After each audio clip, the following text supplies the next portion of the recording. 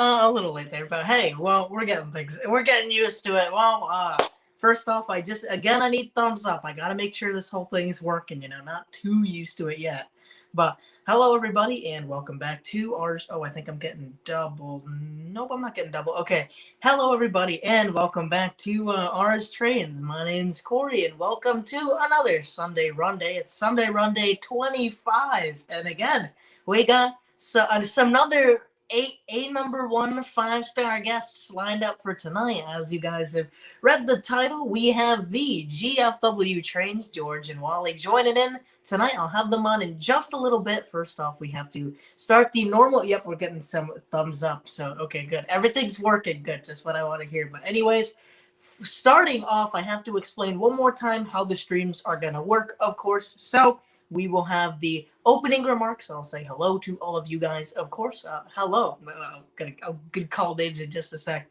But then we'll be interviewing our very, very special guests for about 60 minutes or a little over. Then we'll have a now 2-minute intermission instead of 1 minute, because 1 minute was not enough time. As you guys remember last time, I was having to run around. Intermission's supposed to be where you can take a break, but intermission the other time was me running around and having to turn everything on and off. So yeah, we'll have the intermission, and then we'll be running some trains tonight, of course. I'm not going to be running any HO, because as you guys remember, the stream had like a nuclear meltdown when I moved to the HO. It was just losing audio left and right to everything. So yeah, well, we're going to have a fun time tonight. So anyways, let me see how this works one more time. First person we got swinging in, we got Jason saying, woo. We got Trainstorm saying, excited for the next Sunday Runday 2.0 with GFW. Yep. Oh, Harrison says, hey guys, sorry I can't make it tonight, but have a fun night. Pretty upset about trains, as Carter knows. And Carter says, we salute you. Oh, fallen locomotive. Wait, did it die or did it like physically fall? I guess I'll have to find out later in chat, but I don't think Harrison's here. We got Train Nerd 97 swinging in saying, hey guys, I'll try to watch as much as I can this time.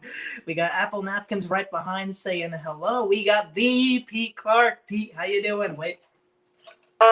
Thank you for swinging in. Let's see. Coming in right behind, of course. Well, we also, yeah. Trainstorm says, wish Harrison was here. He dropped, one of his locomotives today, so he's kind of in a bad day. Dang, poor thing. We got Train Addict 465 saying, hello, Train peeps.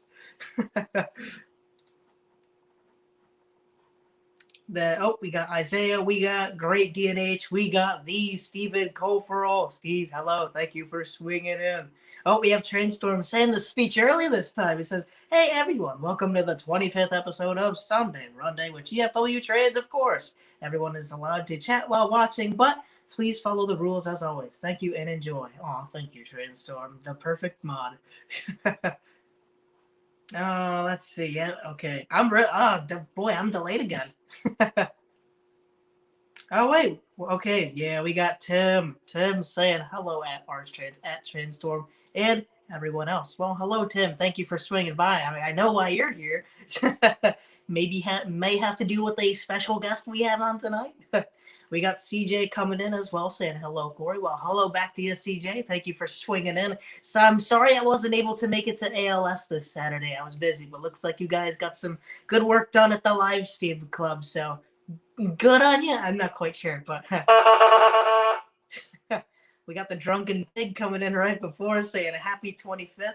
And then we have Railfan Roger asking for a shave and a haircut. Why, of course. Right, boom, there's your shave and a haircut each stream. Let's see. Did I get we got Catnuts coming in as well. Catnuts, hello, thank you for swinging in. Oh yeah, then we got also 1-800 client says, Corey, my man, happy Sunday Run Day, Train Addicts. Yeah, then we have Phantom AFL saying, just finished making pizza. Well, good for you, Phantom. Oh yeah, also RW makes a good point. Says Steven, really great videos that you have been producing lately. So yes, Steve, we love those videos. Those have been awesome. Well, I don't want to hint too much, of course, but go check out Steve's channel, Steven Koferol, because Steve's been pumping out them good videos lately with some really cool surprises in O-Scale, of course, that I know you'll like. So go check him out. Yeah. Anyways, so seems like I got. Oh wait, also okay, one more person. We got Davon swinging in, saying, "Hey, Arch Trade." Well, hello, Davon. Thank you for swinging in. Anyways, without further ado, let's bring in our it's a very, very, very, very, very, very times. I'll have to ask how many streams GFW has done. I believe it's around this 200 something, but very special times 100 to 200. No, yeah, why 200, 100, but what 100 streams. So, anyways, I gotta get these already in so I can hear. But thank you all for swinging in so much. We already got quite the crowd here. A good amount of 33 people swinging in. So if you haven't already, please make sure to smash that thumbs up button because that really helps promote these in many different ways. And then this should be just like this. So anyways, without further ado, drum roll. I need some drum rolls in chat. Everyone right now, come on. If I don't get any drum rolls, I'm going to be sad. Come on.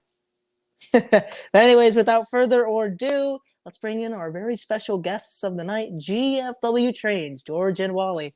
But boom, yep, Isaiah got it. Wait, boom. Then I gotta get it in the right.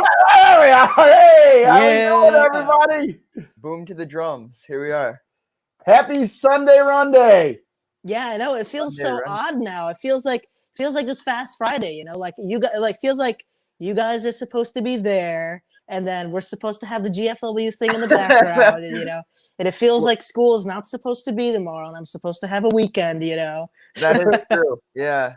Oh man. But anyways, yeah, guys, thank you so much for coming on. It is an honor to have you guys on, not only as guests, of course, but just we've known each other for almost a little over 1 year because that's when you guys shouted me out so long ago. And we did that longest stream ever. Yeah, it was just about a year ago. I think it was the 25th or something like that. So almost to the date, of course. But George and Wally, thank you guys again for coming on so much. I'm honored to have you guys on, and I can't wait. Yeah, oh my goodness, it's a lot of drums in chat. My goodness. All right, we like all the drums. All the drums, yeah. So also got the GFW Trains on. Oh, there you go. So anyways, we have a surprise for George and Wally tonight.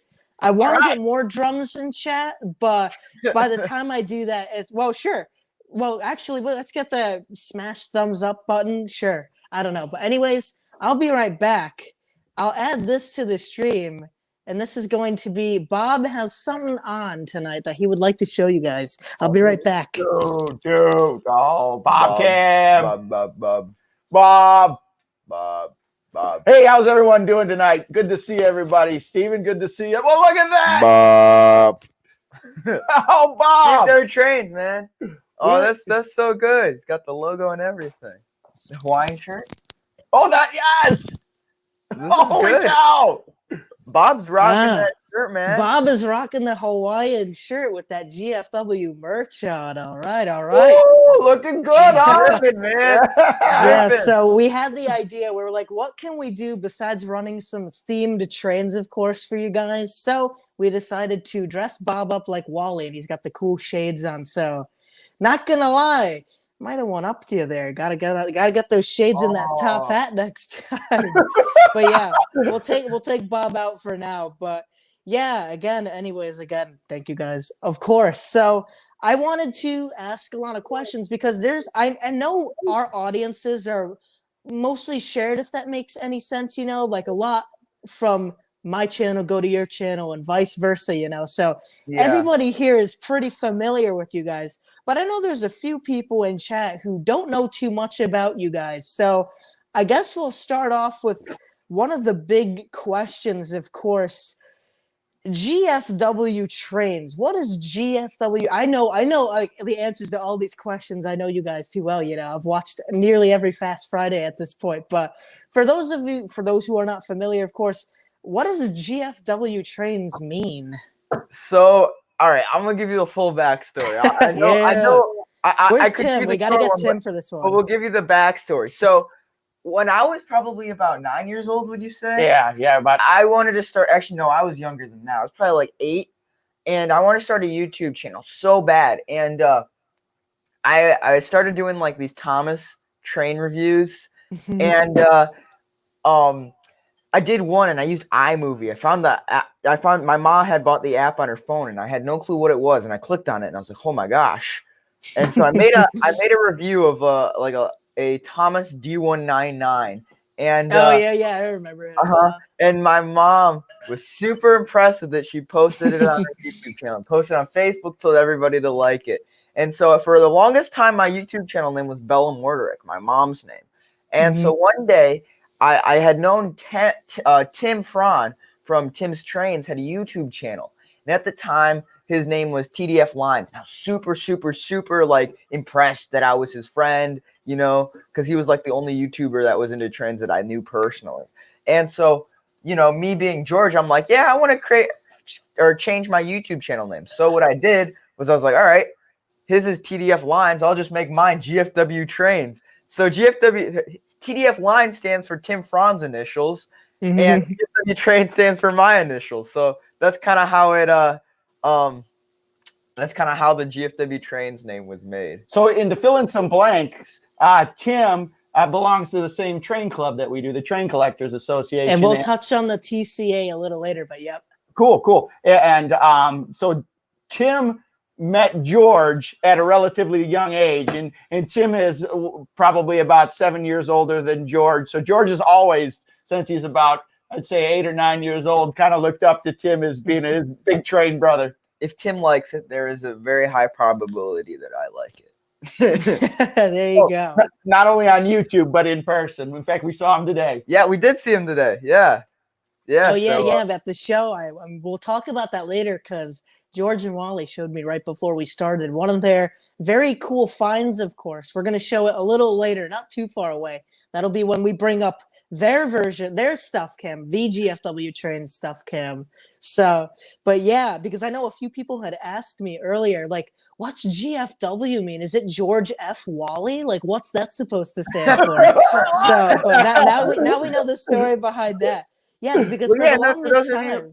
Yeah, but those of you who don't know, his initials are WW. So I could understand if that gets mixed up. But yeah, no, those are my initials. I guess we never changed it. So. Yeah, still carrying the GF. Yeah, and also just as a fun question to ask, like, how long have you been doing YouTube for, George? I know you've been at it for quite a while. So I think I started when I was about in second or third grade. So oh gosh, it's got to be like 6 years. Yes, at least 7. He's been making, like, on YouTube, but he's been making videos for at least since he was 7 years old. And it's been about maybe 2-3 years since you and me started doing it. So yeah, but I mean, you can definitely tell the difference between when he started to help me with a lot of the stuff and you know, film and kind of make it more professional, where I was just using my mom's phone and filming like, I don't know, just random stuff. Well, no, it was pretty cool from a parent's perspective to watch George, because he was enamored with trains at an early age. Thomas trains, he really liked Thomas trains and Lego trains and regular trains. Oh yeah. So he would make these videos and he'd put them together. From a parent's perspective, it was pretty neat to see George use his creativity not only in the hobby that he loves, but then to present them through the medium of video, which was neat. Yeah, really. You guys make me think a lot about myself, because just like George, around the same age too, you know, I'm a few years older than George, of course, but I don't know what it was. I had to make a channel. I didn't start R's Trains until only like 2-3 years ago, of course, but it was something in me as a little kid. It was you had to do it. Going to school, man. People are like, "Oh yeah, I have a YouTube channel. I have like 5 subscribers." Yeah, like and everybody's like, "Oh my gosh, he's got a YouTube channel." It's like, "Can I get a shout out, please?" And, oh yeah, really. Like if a kid had 15 to 20 subscribers, you had to get on their channel, you know. Yeah, man. They were like big stuff at school, and I remember going to school. Like, this like YouTube channel thing probably ended about 3rd grade, but like. By then, I had maybe like 50 subscribers. So everybody was like, oh my gosh, George has a YouTube channel and he's got like 50 subscribers. And then that kind of lasted till like maybe 6th grade. And I think by then I had like maybe 150 subscribers. And that was big stuff, man. That's pretty good. Yeah. But oh my gosh, dude, those were the days. That's for sure. Unfortunately for me, though, well, I mean, kind of, you guys, I know George, I know Wally especially wants George to post those videos of young him on the channel, but I have some of those. Well, no, I don't have any of yours, but I have a bunch of old footage of me probably at 10 or 11 years old. Like, actually, yeah, I did a video on it a while ago. For those of you who want to see it, of course, you got to hunt hard, but I did a video. As a little kid, I was holding around the camcorder because we couldn't film stuff on our iPhones. I don't know why. We didn't have iMovie, but I was reviewing like HO trains at 10-year-old me, and I'm holding like a Tyco boxcar as one of them. Like, this is really well quality, guys. Like, this is really good. Like, I had no clue what I was talking about, but it was a lot of fun, though, and that's what I love. Like, those videos never made it to YouTube, but I talked to the camera as if I was doing YouTube. I'm like, so, hey, guys, Corey here. And I had a weird list because I had, like, really bad buck teeth, but it's like, so make sure to subscribe to see more videos. That's what I did that was too. funny. Like even before I had the YouTube channel too, man, I would make videos about everything. Like I remember one time we were in New York actually, and we came across this like building. It wasn't even a building. It was just like this like abandoned like I don't know, like box. And like we were just hiking around. There's this abandoned box, and like we were just there, and I had to make a YouTube channel or a YouTube video about it. So I grabbed my mom's phone and started like, we found this box in the woods. Yes, that's really though. Yeah, we could do videos on anything. Like I know George, you probably had many other channels you probably wanted to do just besides trains. Minecraft. Like little me. Oh yeah, definitely. I wanted to be a gamer. Now that makes me think because I didn't know how to get screen recording stuff, so I had to use my iPhone to film my computer screen. Well, I never had a PC. I still don't. So I would play Minecraft Pocket Edition, and so I think I got that like at the end of first grade, and I would take my dad's iPad, right, and I'd film using my mom's iPad. So I'd have them like back to back trying to make these videos, and then I was able to find a screen recording app. And it worked like 50% of the time. So there would be like some videos where it just like cut off halfway and then like work. And I still have those somewhere. I should get them. But yeah, man, those yes, Minecraft was definitely oh yeah. So anyways, I guess moving on to the next question. Oh, I didn't see Sam. Sam tuned in. Sam, hello. Thank you for swinging in. Sam's O-Gauge Trains. Go follow him on YouTube, of course, and go follow him on Insta as well. And Sam is like one of the most active people I guess I know on Insta. He's like posting every day, so go follow Sam there. But anyways, the next question I gotta ask is, and probably one of the most important questions we're gonna ask tonight, but I'll start off with George first. So George, how did you get into trains? That's a question I asked every single one of my guests. So basically, when I came out of the womb, I got a train, and that's it. That's I kind of there's no going back. On the X-ray, George is holding a little X-ray, and there's just a big old train in my head. Yeah. But yeah, no, I mean, honestly, I just kind of was like went around like when I was little. That's when like he was super involved in the Train Collectors Association. I think you were the president around then, and we would just go to train collect or like we'd go to people's houses, like on the weekends that were part of the club. So honestly, it was kind of just something that I would like kind of like just gradually like I liked it a lot at first, but it just kind of thought it was normal. We'd go to people's houses and there would be a train layout in the basement. So if we went to somebody's house and they didn't have a train layout in the basement, I thought they were weird. So yeah, that's just kind of how it started. And there's no going back at this point. Been into it ever since, Yeah. I can kind of relate to that. If the hobby felt so widespread, like when I was a little kid, I'd be like, or when my grandfather and I would go to train stores and stuff, or just do all these train related things. I thought everybody, everyone had a train layout in their basement. I thought it was just common tradition, and then once I started going to my other friends' places or just neighbors' houses, I'd be like, oh, you like trains? I don't know many people who like that. But like, wait, what? You're telling me, huh? No one likes it? So yeah, no, exactly. Like I think the first time I realized that it wasn't really that big of a thing is I went to a birthday party for actually one of his high school friends and his son, and he's from Maryland, or they flew out from Maryland, and we went to his cousin's house, and in the basement they only had like a wooden train table, and I was like, well, that's kind of boring. Like, where's your big O scale setup? And so I think that's kind of when I realized, oh wait, it's not that big of a thing. But yeah, like I would go to school and think people had trains. It's just like Yeah, same here. Mhm. Now, like you guys, I'm sure there's a few people who don't really know what you guys are out of, but George and Wally are near Chicago and the famous Yorkville, Illinois, of course, the Yes Railroad. But yeah, so you guys have it much better. You're in a much better, not only railroad place because you're near Chicago, which is like rail fanning, I don't know, haven and model train haven, but you guys know actually quite a few people, you guys got a lot of friends, of course, out there that you have over here and there, but up here in upstate New York by the capital region, I don't know really many, if any, people in the O scale, not to mention just model trains, so, but yeah, for you guys, it probably made sense for George a little later since you guys had so many train friends, but me, it's like the second I went to my friend's like during preschool and I went to his house, I'm like, oh, well, as like, they don't have trains or anything, Well, but it's funny though too, because my dad's kind of in the era where there's not too many people his age that are into trains. So like all his friends that are into trains he grew up like they were like, older when he was growing up. So he knows them from when he was a child, and they were all my grandpa's friends, and now they're his friends. And it's kind of been the same thing for me too. So it was it's definitely really cool, that's for sure. So then I guess it moves to Wally. Wally, how did you get into trains? So very same story. When I was growing up, my father, George Worderick, old guy George, we call him.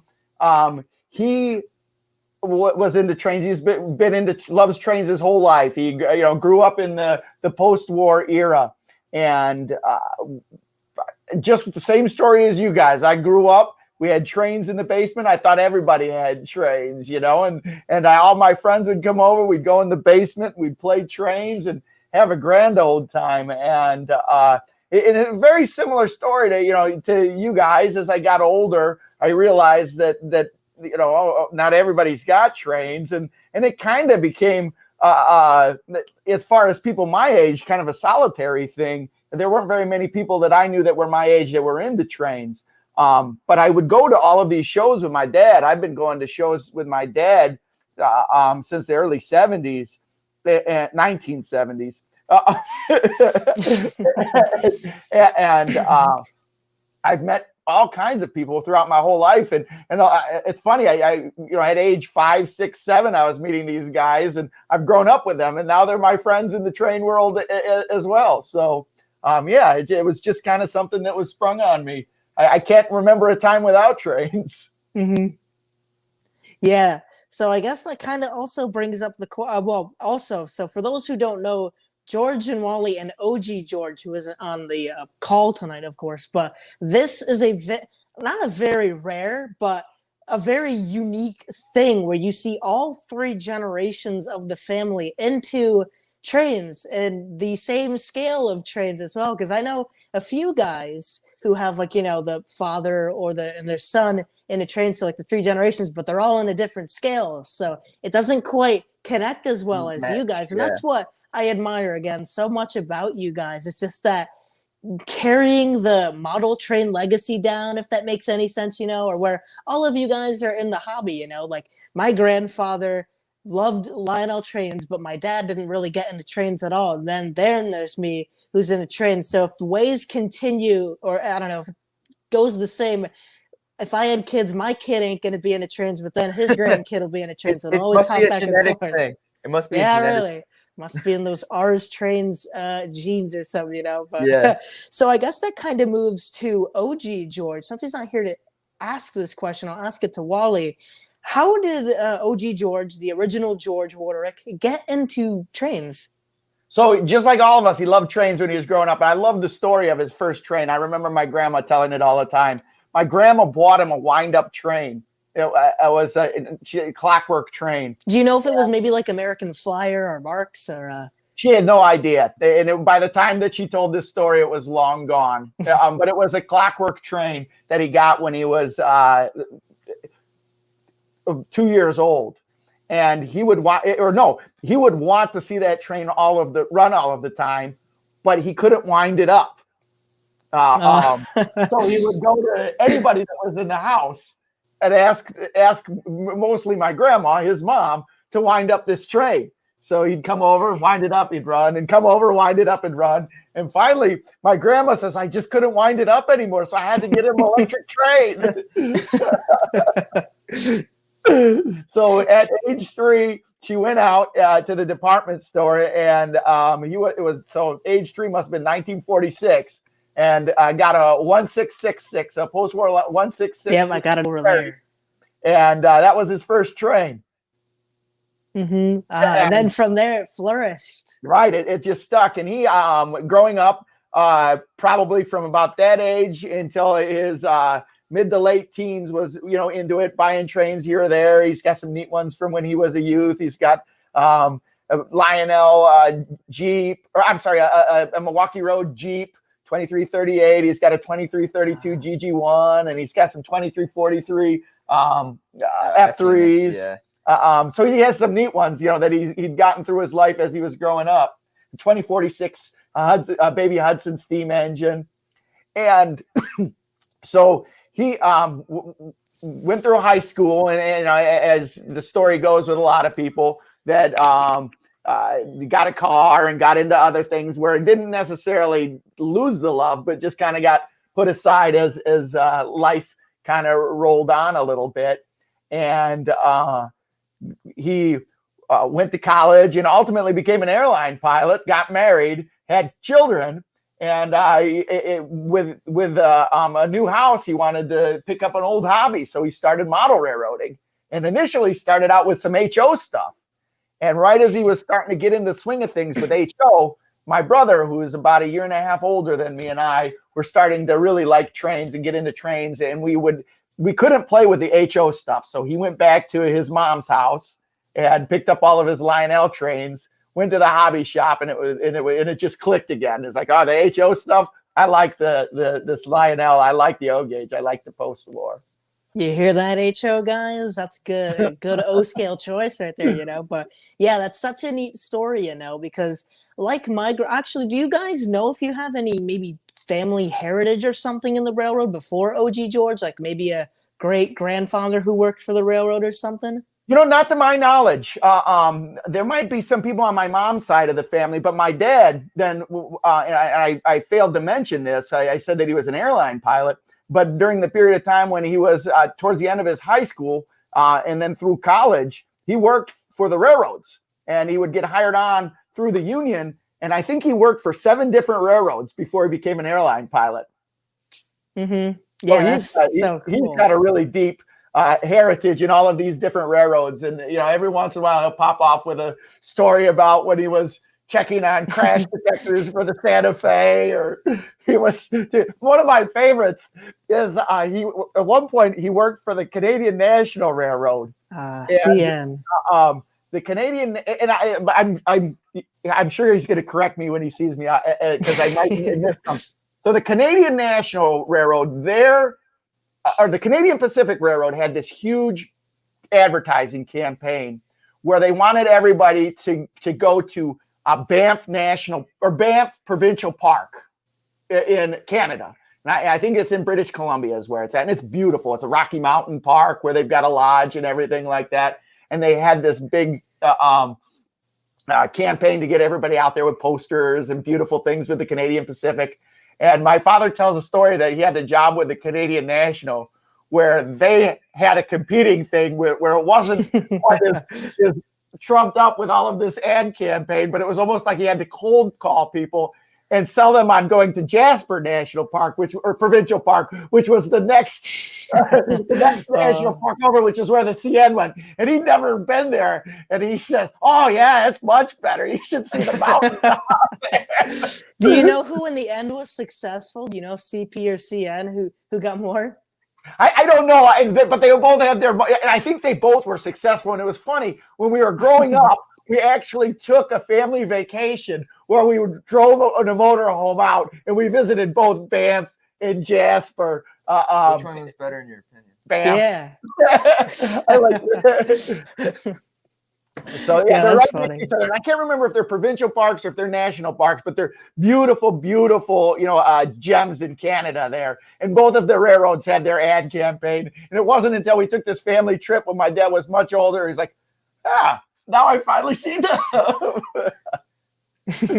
Yeah, really. That's cool though. That nothing beats those like long trips away from home, to places you've never been. And speaking of that, not too long ago, you guys went to Zion. Where was it exactly? Zion National Park, was that? Zion Yeah. Yeah, Canyon? yeah.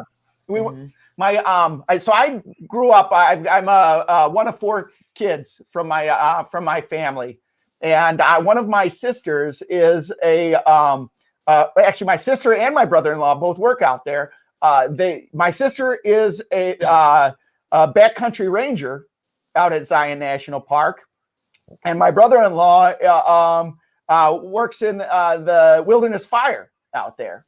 Mhm. So they both work at Zion National Park. We took a real cool trip out there Mhm. and visited them and did a lot of visiting and enjoying the Southwest out there. Yeah, but while we were out there, I think this is what Corey's gonna get to. But we went on the rail cars. Yes, the Rail Explorers. Yes, the Rail Explorers, and that was in Nevada, Boulder City, Nevada. That was super, super cool. But yeah, Yeah, was that the first time you guys had ever been on something like that? Those little rail bikes? Yeah. Yeah. Oh yeah. How did you find it? Well, I was just trying to look for. Well, actually, we were going. One of the things, and I'm sure that a lot of people here that are on the stream do the same thing too. That when you go on a vacation, you look for all kinds of railroad stuff. You see if there's a way that you can dovetail trains into the vacation somehow. So on this trip, I was trying to find anything that's got to do with trains near Las Vegas or where my sister lived in near Zion there. So I looked, and the first thing that popped in my head was like, oh man, the 844 is out there. Not the steam engine 844, but the diesel 844 at the Nevada Southern Railroad. And I thought, man, if we could go out there and do something on that, or at least ride behind it, because my dad's actually driven that. I thought, Oh, really? Cool. Yeah. So I looked it up, and they weren't doing anything due to COVID. But I think the engine was getting repaired for something. Right. It was broken. Right. And, but at the same time, I was looking at the website and I was like, oh no, I want to do this because I've seen the videos of it and it looked so much fun, and it was. Did you guys get? For me, there's a rail bike location in North Creek, so it's about 30 miles or something. But me and two of my friends went to do that, and it was a lot of fun. But we got tired really quick because we had to go up such an enormous grade. So you guys had 4 people on the rail bikes. Yeah, you got it even better. But I imagine that was a lot of fun. So the reason I just wanted to talk about that, just because I've been to, surprisingly, yes, me from upstate New York. I've also been to Nevada and Southern, and it was a really long time ago. But they let me go and not drive 844, but do a cab ride in there. And one of my best memories from that railroad is right before we were about to leave. Fact, again, that's on, I don't know what video it is. It's from late 2019, but I put all these old videos together, of course, in a little, I don't know, throwback or something. But I got to sit in the cab of the locomotive and blow the horn, the 2 honks before you leave. And I timed it wrong. I timed it early. So there's I don't know why I remember this so boldly, but as we're ready to leave, there is a mother, a father, a little boy, a baby in a stroller, and a teen kid, and they're walking across that platform right in front. And I was just like, oh, blow the horn out. So this kid, the teen boy, the other kid was like, huh? But the teen, he like jumped up, kind of curled into a ball, and then kind of, I don't know, it was so odd.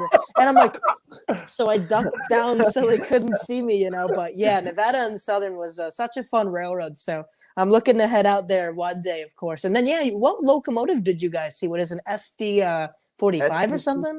SDP 40F. So, yeah, that thing is sweet. Yeah, so basically the story behind those is they were made for the Amtrak when they were trying to find new 3-axle truck locomotives, and they made those and they were pretty successful until they had derailment problems. So they gave a bunch of them or like in a trade deal to the Santa Fe, and then the Santa Fe. Can I add a little bit there? Yeah. So Amtrak, as everybody probably knows, when Amtrak came online, one of the ways that Amtrak started is that Amtrak was given all of the old equipment from all of the other airlines. Or not airlines, I'm sorry, railroads.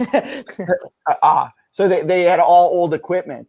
And this the SDP-40F was the first locomotive that Amtrak commissioned that was specifically new for Amtrak. And at the time, they were all big about the 6-axled stuff. So they had gotten those, and they had derailment problems because the water heaters or the boilers on the engines were slushing the water around, causing them to come off the track. And so they gave a bunch of the Santa Fe, and the Santa Fe at one point had a thing with Masaryk, the shipping company. And so they painted one up into a blue war bonnet, similar to the D&H one, just like a baby a little blue. lighter. Yeah. Yeah. And so basically they had done that, and I guess they kept it in the colors for the longest time. And the guy that was operating the locomotive, he bought it from a scrapyard and brought it to I think Ogden, Utah. And they didn't want to have anything to do with trains, and he was trying to restore it there. So he brought it to the Nevada Southern, and he had restored it there. And it's a really cool story on the engine and stuff like that. But, oh, man, it was a beast. That's for sure. Yeah, really. I can't imagine how much that thing can pull, of course, being 6 axles. And is that the only one left? I thought I heard somewhere that's the last one around. So that's the only original one left, but there are 2 more. They're like test junkies per se. So basically, they're out in Pueblo, Colorado. And I think EMD uses that, or no, it's not Pueblo, but it's one of their EMD or whoever owns them. They use them, and they put like entirely new like electronics, and they're basically used for tests nowadays. But they're the original prototypes of the engine, but nobody knows anything about them. So yeah, that's cool though. Definitely, I'd love to see a locomotive like that, just because it'd make me think of the D&H PAs. And they're still alive though. One's in Mexico. I can't remember where. Yeah, and there's the other one that's Santa Fe 59 that they're gonna restore into Santa Fe, but they've got quite a bit of work to do because they need like so many donor parts, you know. But hey, the D&H Sharks are still around, but who knows? Man, I'm obsessed with those Sharks. Those are so cool. Yeah, you guys need some. There's a MTH pair on eBay right now for like $500. In my opinion, it's a little much, but it's the whole set. It's the 2 Sharks and then the B unit, of course. So yeah. Anyways, I'll wait to find the Williams one. Yeah, really, same here. Yeah. It'll be a war to see who gets the Sharks first. But anyways, so I know Wally hasn't actually been around. Well, you've been around on the channel for a while, but you haven't physically, like, you know, the way you are right now, been in front of the camera too long. And that all started really with live streaming, I believe. So if you'd like to tell everyone, how did you guys get started with the live streams? Oh, yeah. So, Corey, thanks for asking. When COVID came down and everybody was staying at home, George and I were kind of having fun with the YouTube channel. And to kind of back it out a little bit, I had wanted to start a YouTube channel, just as a hobby or something to do. And I was trying to think of all of the different things that I do, canoeing. Can I do a YouTube channel on canoeing? Did I lose you? No, you're fine. All right. We're having some wonkiness on our end. Hold on a second. Yeah, you guys are coming in fine here. Just a second, please, on our end. No, you guys are. I gotta. So, anyways, again, while they're working out their little bug there, again, thank you all for. But dang, we already got 50 people. Thank you all for swinging in. If you haven't already, please make sure to smash that like button. Of course, helps promote the stream. And go give GFW Trains a sub already if you haven't. Wait, let me roll the banner. I did. Boom. Go check out George and Wally's channel, GFW Trains, right here on YouTube. So if you haven't already, please make sure to go do that. And guys, are we going normal now or still going to be another minute? We're all good. We good. Had a problem with our television here in the GFW Train studio. I think we got hacked or something. It's probably somebody from North Korea. It might have been an HO scaler. Who knows? Oh yeah, Oh, yeah. Let me just try this again. So anyway, I wanted to start a YouTube channel, and I had this idea. I was like, we do all kinds of cool stuff with trains. Let's start a YouTube channel with trains. And I pitched the idea to George, and George's response was like, "Well, I already got one, Dad. why would I need a YouTube channel?" So anyway, we started doing it together, which was a lot of fun. George kind of I don't know if he liked it with me helping out, but you know what? It was nice enough for him to kind of open up his ideas to let me be involved. So we started making the videos together with me behind the camera producing. And then we tossed around doing some live streams, just one at a time, or we did one before, and right. It was at the National Train Museum. No, what's it called? It's in Green Bay, Wisconsin. The National Railroad Museum. The National Railroad Museum, and we did one, and it was like awful. It was probably like the worst thing ever. It was on my dad's phone, and we had a speaker that went from his phone to me, and we basically went around touring all the engines that they had there. But it was like we did not get good Wi-Fi, and I think the camera quality was like the worst. And but yeah, and then I did a couple by myself before that, but they were just kind of like running trains, and they were only like 15 minutes long. But yeah, and then when quarantine started, we started doing the live streams, and it was an adventure, that's for sure. Yeah, so it was basically something that got spurred on by the quarantine. We just were trying to figure out something to do. We were building a train layout in the basement, and we started doing it every day. Yeah, really. I remember the daily ones. Those were fun. It was like, okay, GFW's on. Mom, Dad, go away. I need to watch the stream. And it was just, and gosh, those first ones, not that we're doing anything professional, even close to the quality that you've got here, but those first ones were pretty bad. But it was fun. I mean, shoot, it was just two guys in the basement talking trains, a father and son talking trains and having fun together. Oh yeah, yeah. No, that's what made those so much fun, And still, the streams are, of course, funner than ever. If that's a word, funner, I'm not sure, of course. But yeah, it was fun looking back on I just out of curiosity, sometimes I'll go all the way back, and it'll just be like Wally up close to the camera, Jordan about like, guys, am I live? Hey guys, we don't know really what we're doing. That we started early and we didn't know. Yeah, I remember that. We were running trains. Oh man, and Wally's like, hey guys, we're live. Yeah. Oh man, that was good. That was really good. And I don't know how you guys were able to keep up with that daily stream, Like for me already, weekly streams or the weekend streams, feel tiring. I'm not sure. I don't know how you guys are able to keep doing it daily for quite a while too. It was during a time when we had nothing else to do. So, I mean, I would get my schoolwork done and then come downstairs and get ready for the stream. And that's what we did every single day. And I don't know, it just kind of kept us connected, if that makes sense, to the rest of the world. Or at least it felt like. They must have had... Go ahead. I'm sorry. No, I was just about to say there must have been something in that iced tea to keep you guys going so long, And speaking of iced tea, of course. Woo! Had to. But it was had a boy.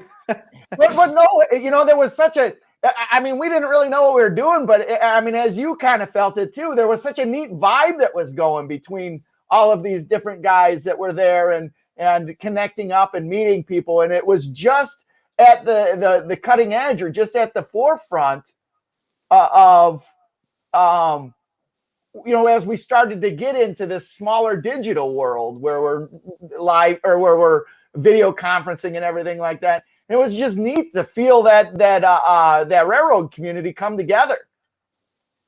Mm-hmm.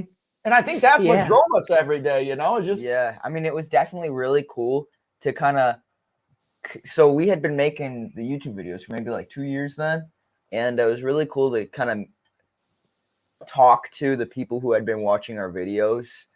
And I think that's kind of what just kept it going, Right. And actually, I think that's something that's kind of unique now that we've got so many people that are on the on YouTube, and they're participating in these live streams. Even now, watching the comments come through, it's such a neat dialogue where you can talk to people and get feedback and hear what people like and everything like that. Mm-hmm. Yeah, definitely. I love that. It's so nice. And I'm going to come dangerously close to my usual speech, but it's so neat. They have all of these, vibrant YouTubers with such great channels, and just meet them and watch their stuff and have them watch our stuff, and George and I hadn't been to a train show in about a year, and we went to a train show today, and it was neat to see everybody, and everybody was telling us about, watching our stream and our videos, and I loved it. It was really neat. We couldn't.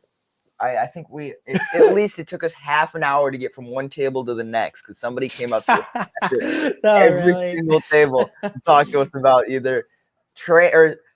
So everybody thinks he's the internet guru because we do the streams and the train club. So they're always asking him about the internet or the streams. That's the two things that they're always asking him about. Mm-hmm. But it's funny. Oh man. Oh yeah, though it's really is a fun. Like I know George, you have that one experience you'll probably describe in just a sec, but nothing's better than meeting like a fan from your channel in real life. Like it's such a weird feeling, like. We just feel like regular people, Then when we go out to these train shows or something and someone comes up and be like, "Are you GFW Trains?" And you're like, "Yeah." Me? Yeah. That makes me think of this like one time, I'm not sure if Cam's watching, but I was at my live stream club. We'll talk about live stream a little later because you guys are pretty involved in that as well, which not many people know about live stream, surprisingly, but I was just at live stream, filming a video, and this little kid with glasses walks up to me and he's like, "Are you ours Trains?" And I'm like, I was speechless. I'm like, yes, but I don't know what to say, That was like the first time someone had ever walked up to me. But like, if you ever see me, I'm not sure what you guys, but if you ever see me anywhere, come on up to me. Come on, say hi. I'd love to say hello to you, But it's just such a surreal experience, It's so strange. But I know, George, there was like that one kid you met at like Six Flags. I can't remember. Yeah, Disney. Mm-hmm. I think I had like 300 subscribers then. It was like right when we were like, it was right before quarantine, and this kid comes up to me and said, "Are you GFW Trains?" I said, "Yeah, yes I am." And then he's like it's kind of just like a really awkward pause, and he kind of went away. But it was just kind of like after that, it was like I was by myself because I went with a friend of mine's family.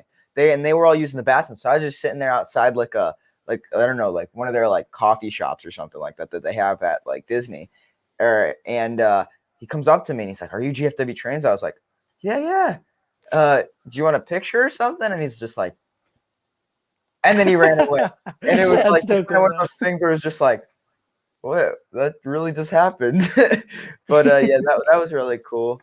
Now we met another guy at a train show, right? Mm-hmm. That was really cool too, just because he was there as well. And then we actually met somebody in Nevada. Yeah. Oh, really? Yeah, that was really cool too. But yeah, that's always really cool. So yeah, George's favorite story about that, Corey, and for everybody on the stream, this is a fun one. So I've been going to trains my whole life, and I know a lot of people when we go to these train shows, and I think it annoys George so much sometimes because I love. It's funny because I really like the social aspect of things. So as much as looking at trains, I like talking to people and talking about trains and what's going on. So I usually go from place to place and table to table and talk with people. We were at a train show and I was talking with a guy. I saw something that I wanted on the table. So I was talking with the guy on the table and we were having a conversation. And George walks up and he stopped talking to my dad. He comes over to me. He's like, "Hey, George, how's it going?" And I was like, I had no clue who this guy was. I thought he was like a friend of like my dad from like, I don't know, a long time ago. And he just knew me through like Facebook pictures or something like that.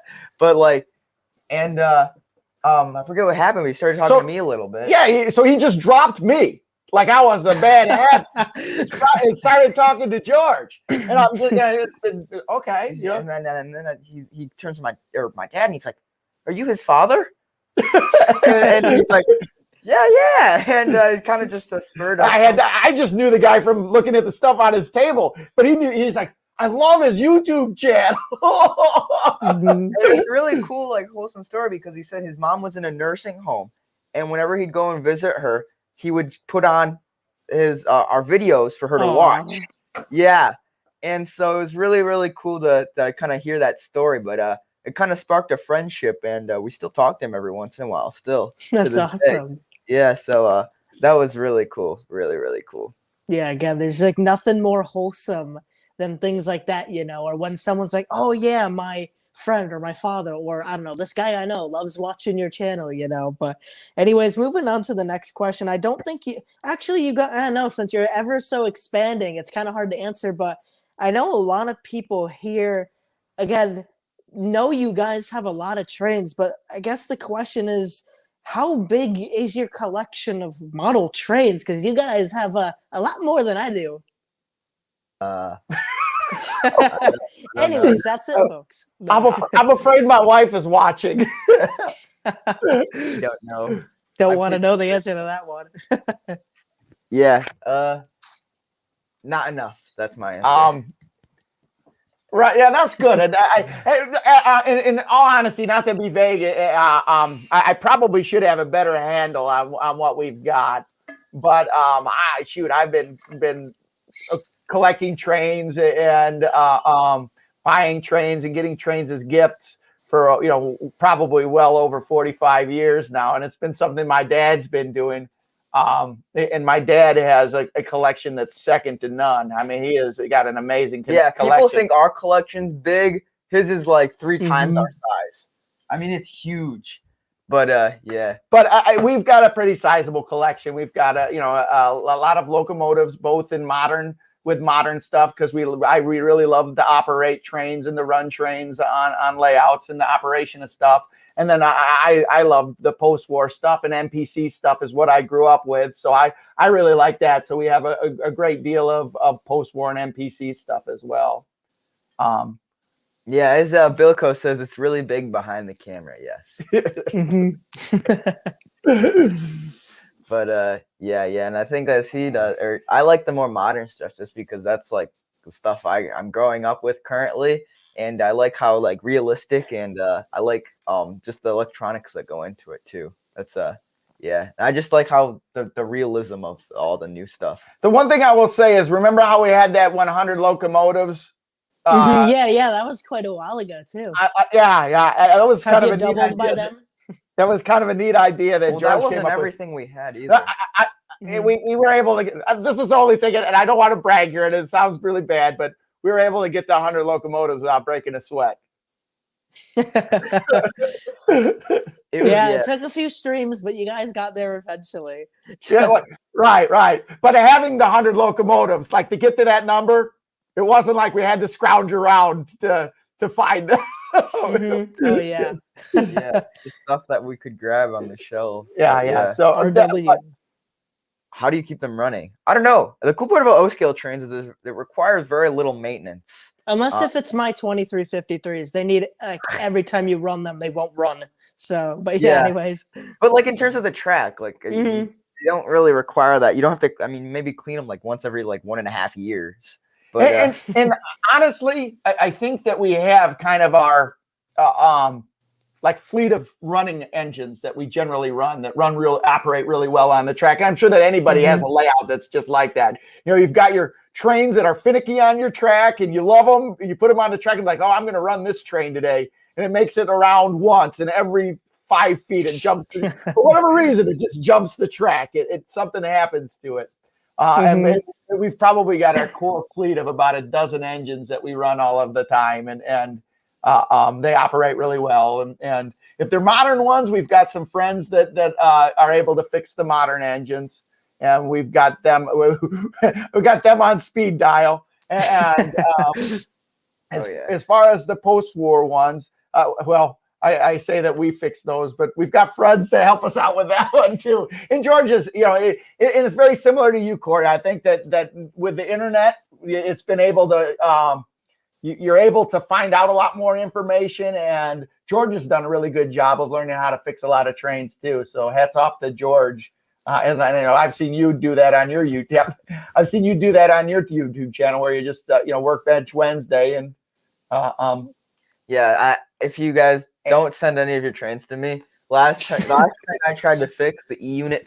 but Corey, if you don't mind, that's one of the things that I really like about the trains is I like the social aspect of it. I've been going to train shows my whole life, and a lot of my really, really good friends and some of my best friends are train guys, and it's just because I've known them for a long time, and it's the common bond that we have, in life. We've done a lot of other things, but that's one of the common bonds. Bill Cabernis, the guy that's on the stream here, he's one of my best friends, if not my best friend. And we met through trains, but we have done so many life experiences together. Yeah, Bilko's kind of a second father to me. But anyhow, we've met him through trains, and I use Bill as an example. That we belong to the Train Collectors Association. It's a club where we've got all of these different guys that are into trains, and it's such a nice resource for not only like the social aspect, but for seeing layouts or getting advice on things and learning how to fix stuff. And for years and years, that was kind of my resource. Long before the internet, you'd bring your you bring your trains. You bring your trains. Dinosaur. You bring your trains to the train show, and you talk about them or have somebody give you some advice on fixing them and everything like that. And so there's clubs like this all around the country, and it just happens that we've got a really, really nice group of people in the Midwest here in the Train Collectors Association. But we've been George and I belong to the Train Collectors Association our whole life, and that's a great club that we belong to as far as kind of a collegial organization where everybody talks and likes trains. And yeah, you guys have had quite the experience with the TCA as well. You kind of it's not in your blood, I guess to say, but you guys have been like cranking at it for quite a while. I know around the layout is so many neat little TCA things. Like I'm not sure if the catch-up cars are still there, of course, but things like those and all that stuff. Well, it's funny too because honestly, before we started cranking it down on YouTube, we were probably more involved in the TCA, really, really involved. I think we used to, when I was younger, we'd go to the national convention every year and stuff like that. And it was really cool. But I feel like the YouTube channel has kind of brought us back to that, to be more involved in it. And it's in our blood. Yes. A lot of blood, sweat, and more blood has gone into and grease and oil or JT's Mega Steam. Yes, JT's Mega Steam. Yes. Yeah. We got that on the tab. We got a tab for that. But I've been just going, like I said, I've been going to these shows my whole life, and I've been the president of the Midwest division of the Train Collectors Association 3 times, throughout my life, and I enjoy that. I enjoy that part of it, and that was before the internet. That's kind of the social structure, and I guess that's why I'm always making my thing or my speech about how I love that we're all collegial in this YouTube community as well. You know what collegial means, George? Got that Yorkville education. Oh, George. Yorkville education. No, I'm glad that we're all friends and there's a dialogue and everything like that is blossomed up, and there's neat people. I see all of these guys on the chat that are that show up on your channel and show up on our channel, and they're talking about the places that they rail fan or the neat things that they got at the train show, or the excitement about just going to the train store again, or what you found there. And I love that flow. Yeah, totally. And again, you guys have just had such a blast at the TCA. I'm not sure what branch or division or whatever is nearby me, of course, but I guess on the topic of TCA, since it's TCA related, do we have any further updates about maybe the potential GFW meetup at York? Yeah. That's I I want to say if York is on, I'm pretty sure that we're going to Be there. that we're going to be there. And if we're going to be there, we are going to have, at minimum, we're going to have a GFW Trains tailgate, because I think we're going to go out there with one, if not two motorhomes. And it's fun. For those people that haven't been to York, we would invite everybody to go out, join the TCA and go out to York. There's a lot of different things that you can do. And here's what I'm going to say. During the trade show, you're not going to have time. You're not going to have time, nor do you really even want. It's so big, you're probably not going to want to commute. You're just going to want to be focused on looking at the trains and, thinking. Don't tell them our secrets, man. Yeah, right. Exactly, Corey. Just engage with the trains. But when it's all done, we've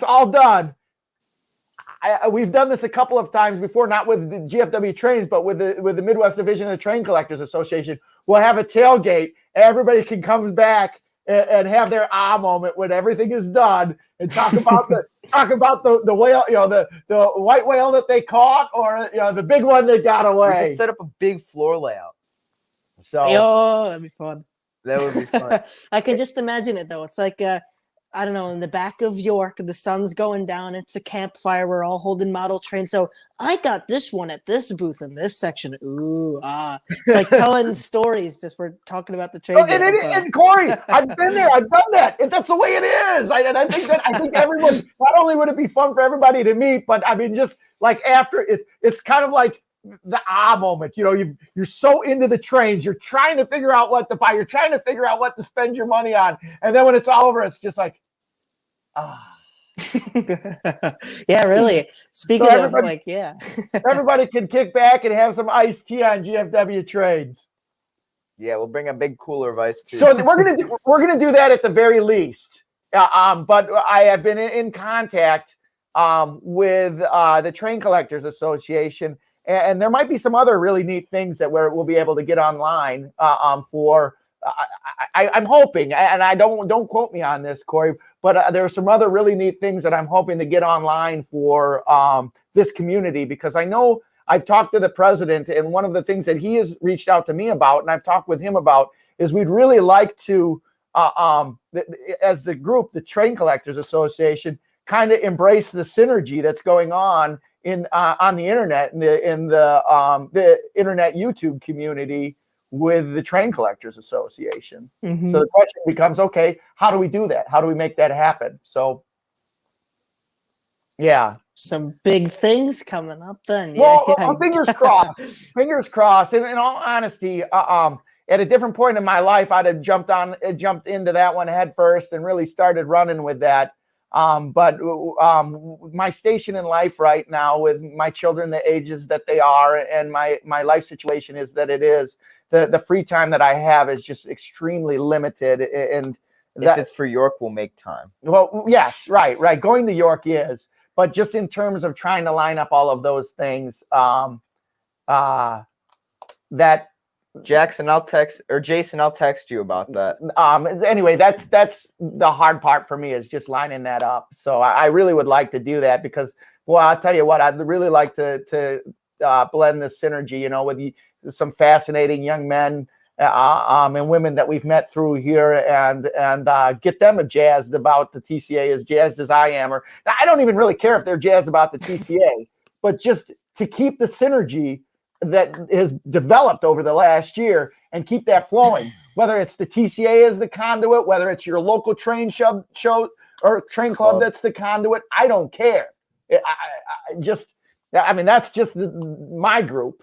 But if I could be part of that, I guess the push that keeps that flow going, that's what I would love to be. But in terms of just to answer a question that popped up, in order to join the Train Collectors Association, there's two things. One, go to traincollectors.org. Traincollectors.org. That's their national website. So there's all the information that you need to join the national group on traincollectors.org. And then on that, there is websites for all of the various divisions throughout the country. The way that the Train Collectors Association is broken up is that there's the national organization, and then all throughout the country, I think there's about 30,000 members, and there's various different divisions throughout the country. I believe there's 21, it's either 19 or 21 divisions throughout the country.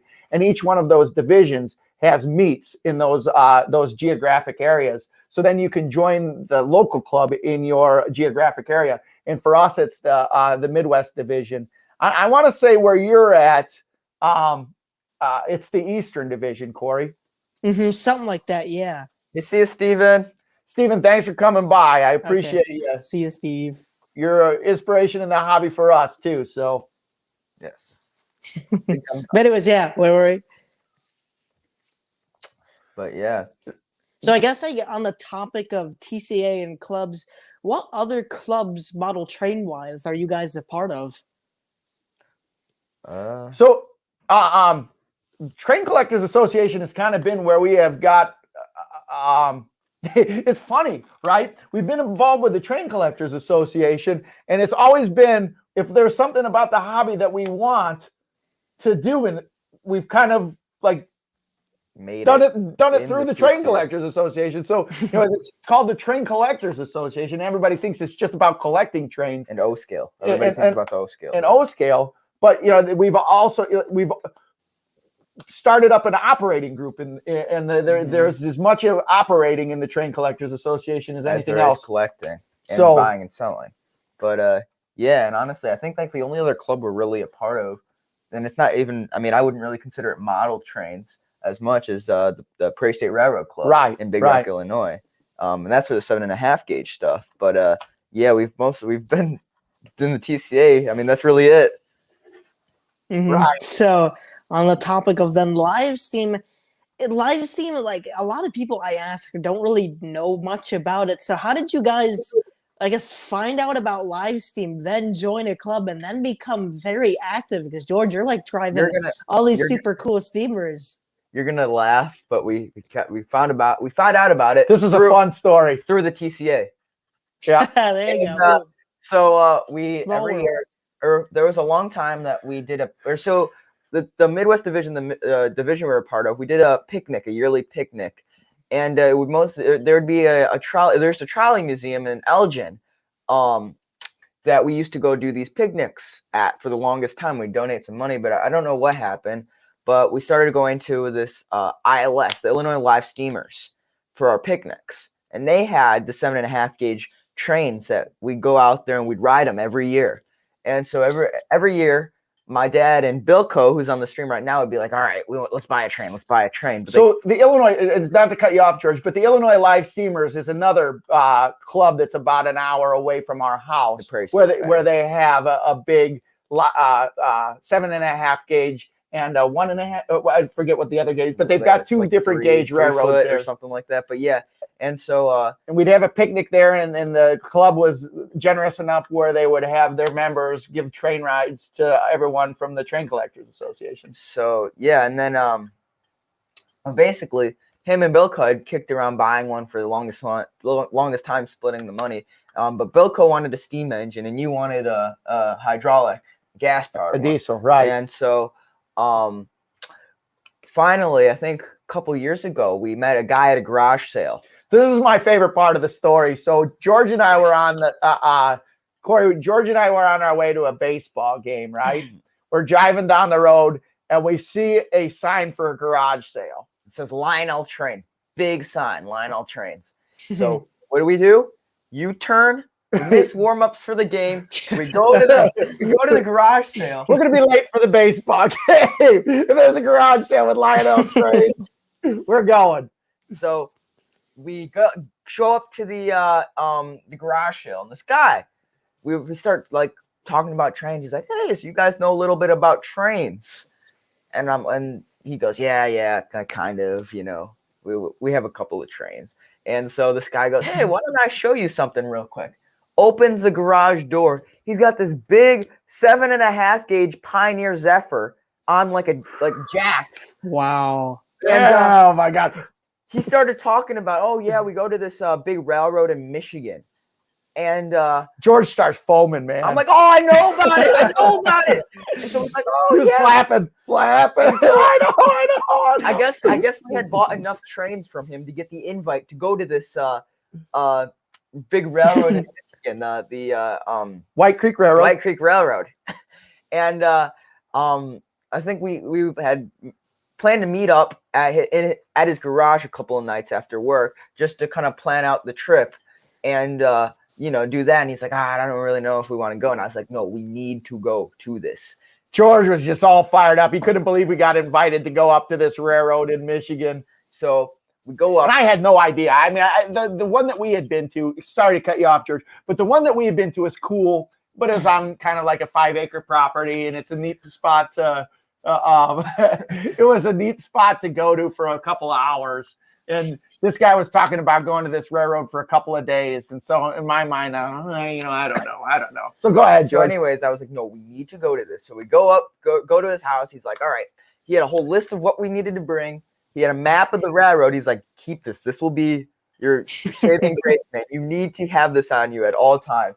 And we go down there with him, his son, his best friend, and his son as well. And so the 6 of us go down there, and he had a little Plymouth Switcher, which we all took turns driving. And his Pioneer Zephyr he's still working on it. But so it wasn't really in a running state. So we go down there, right? And there's we were only able to stay the one. So we went down there for the weekend. 3 days, 2 nights. But we went down there before everybody started showing up. So the first day, the day that we were leaving was when everybody was starting to show up and run their trains. So that's when all the for sale signs started to show up. So backing up, let me just explain to this to dovetail into what George is, and I'll let you get back. So we went there, and so I went to this other spot that was about 5 acres, and we went to White Creek, and White Creek's got over 3 miles of track. It's probably got even more than that. 3 miles of main line. 3 miles of main line. Wow. Like so you 3 or 4 yards. You could just drive around on this. So my head just exploded, and George went from like the foaming, flappy kid to me. I'm just like, oh, I love this. This is so cool. So, anyways, there's a train for sale there.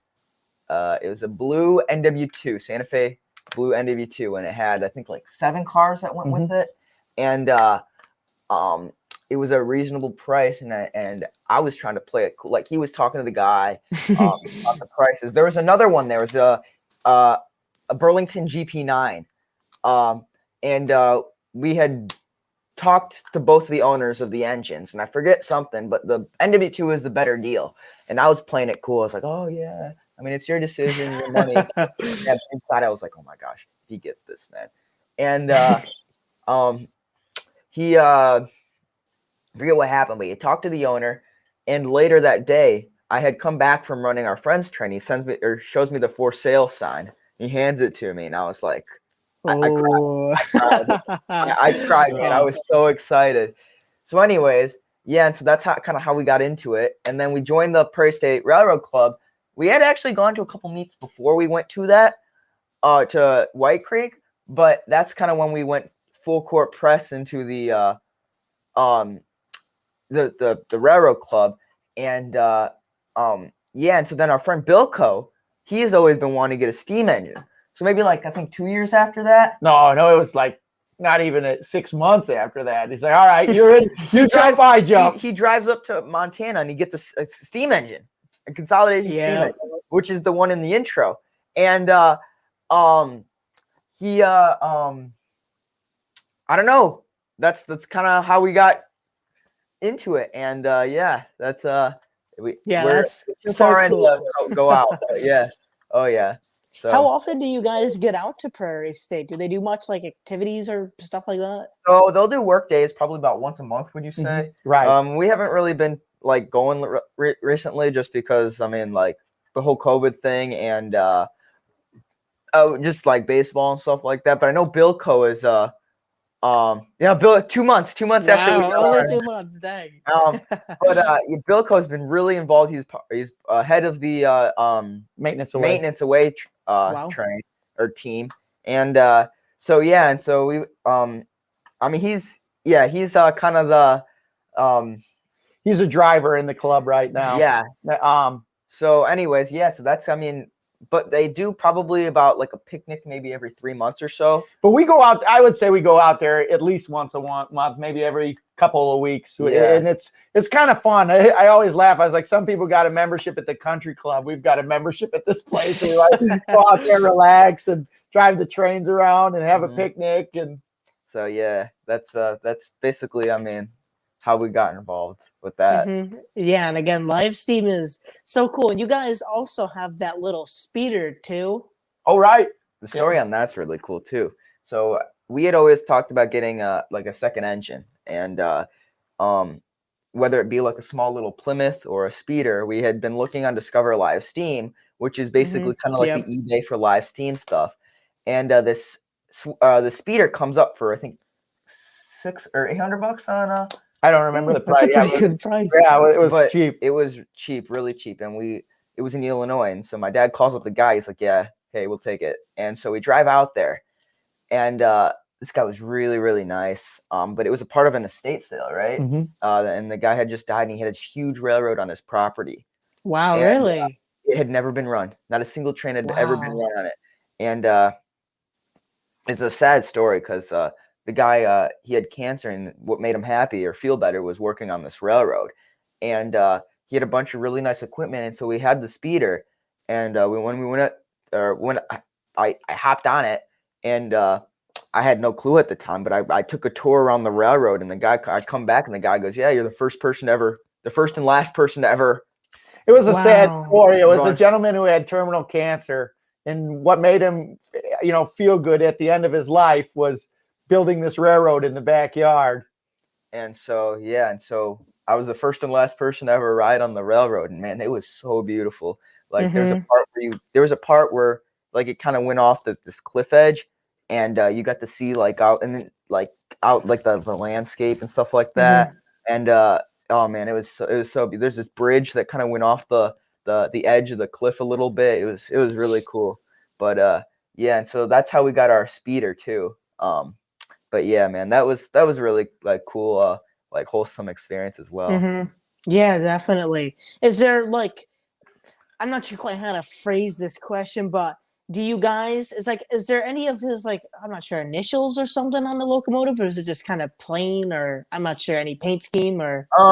It was, so he had a railroad that it was on there, but I don't think that it wasn't not on the speeder.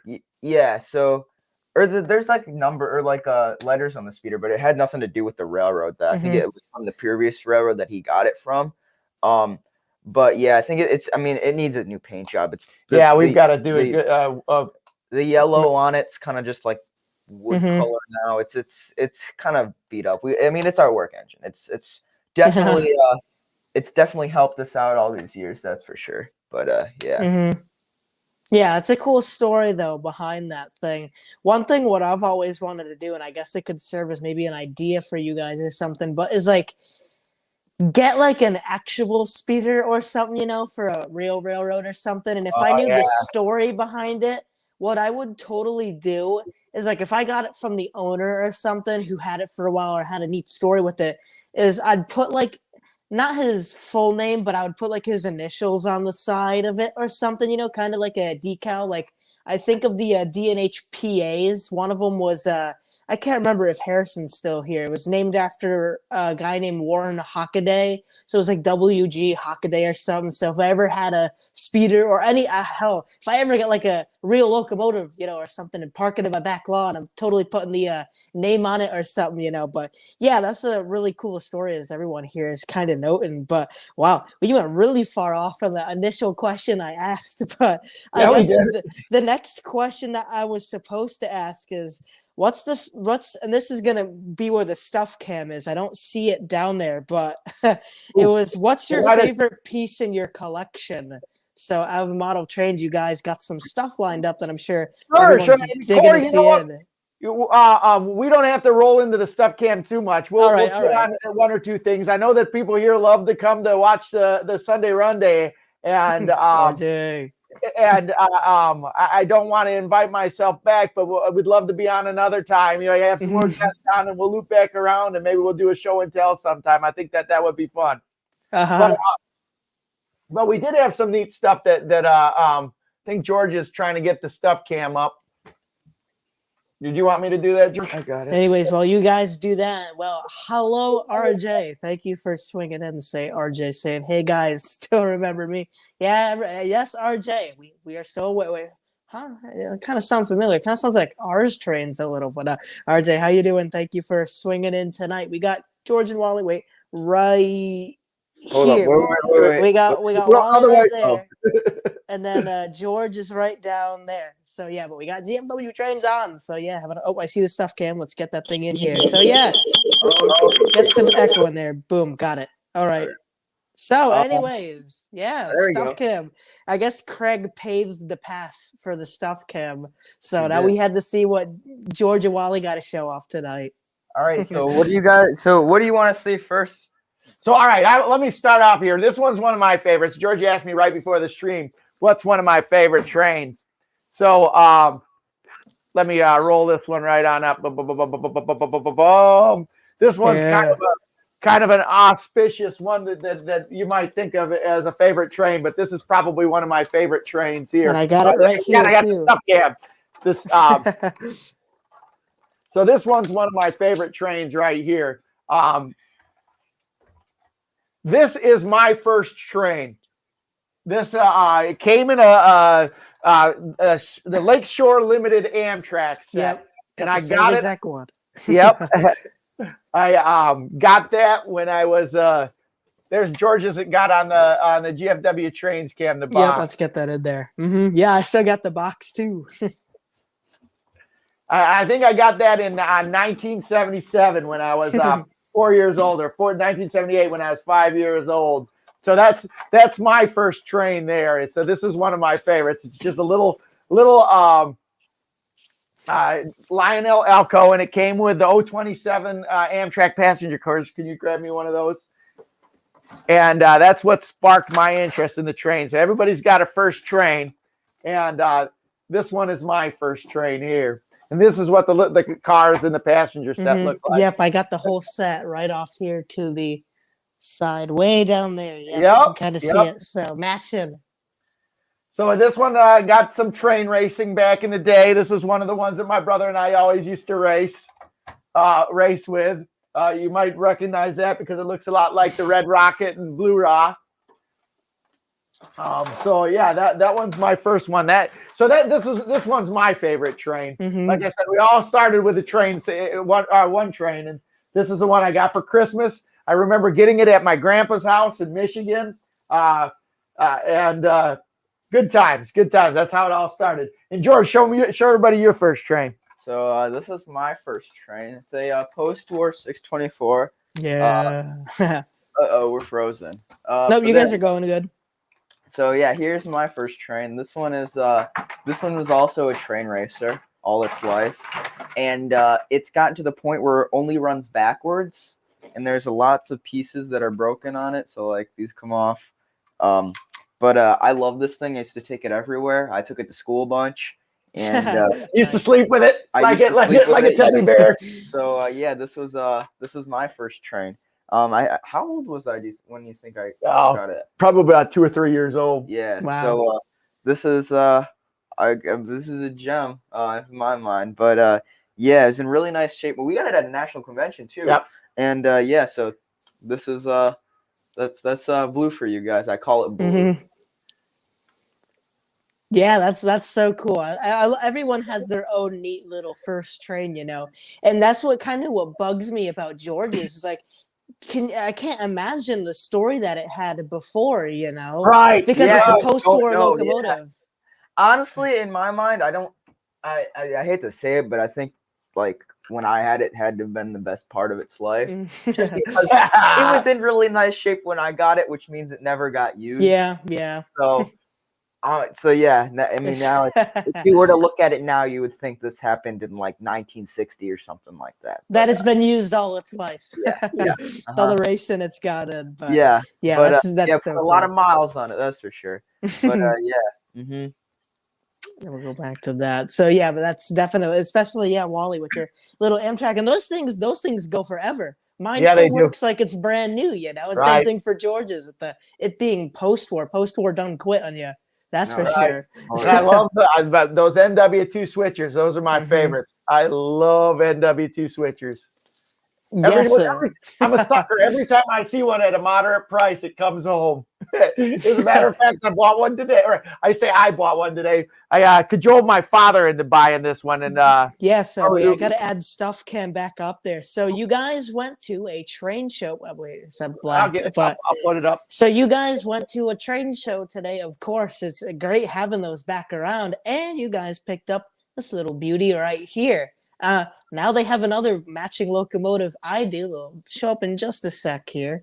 And again, thank you all for tuning in so much. I'm very happy to have GFW Trains on as like a returning the favor for having me on nearly a year ago to the day. You know, just how much they've helped the channel out, and of course, went away there, but it'll come back shortly. But yeah, just how much they've helped the channel and all that stuff. So great friends, and it's great to have them on. So if you haven't already, please make sure to smash that. We need Anita for that line, but we need to smash that thumbs up button and make sure to subscribe. Oh, we got to get the banner rolling.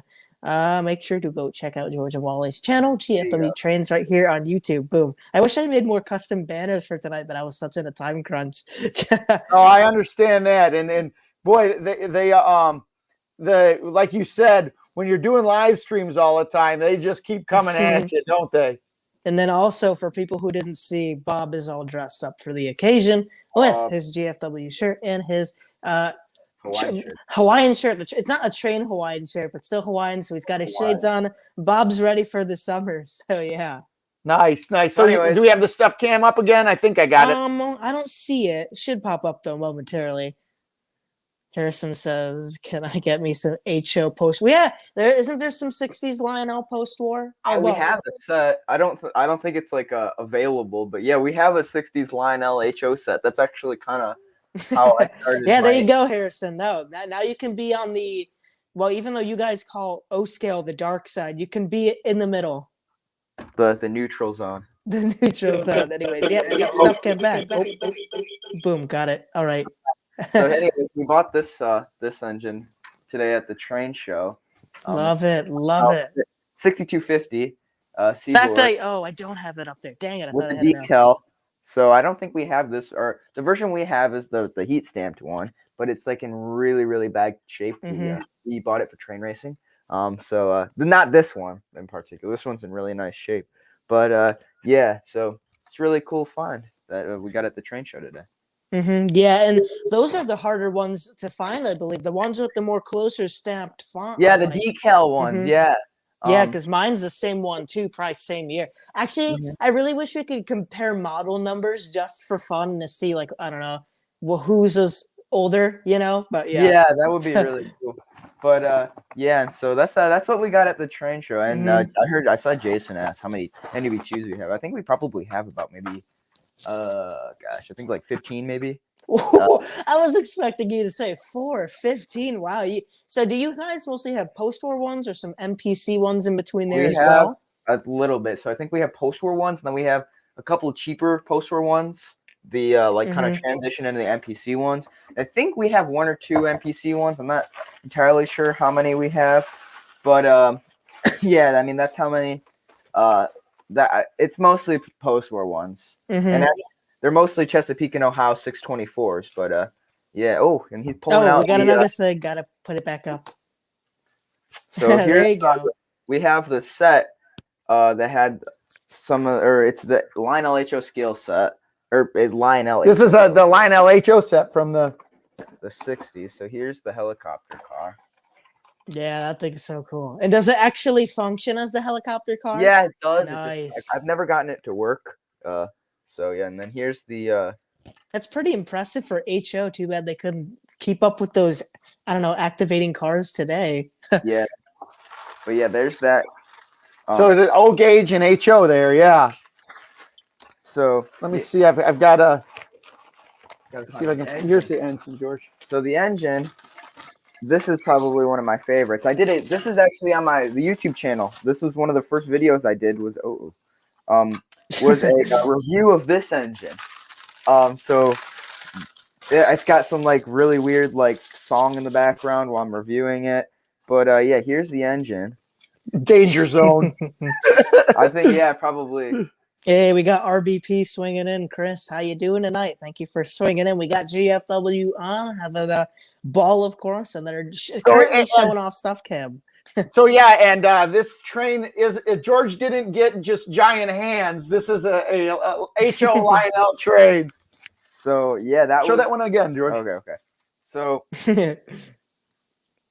oh, I got the tender backwards. That stuff cam's not coming out too good, is it? It's a little laggy on my end, but you get the idea, though. But yeah, so the bottom truck just fell off, or the bottom.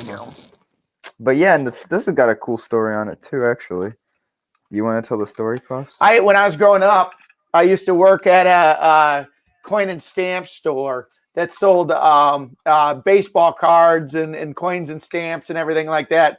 And one day a guy comes in and says, "Do you guys buy trains?" And I was like, yeah.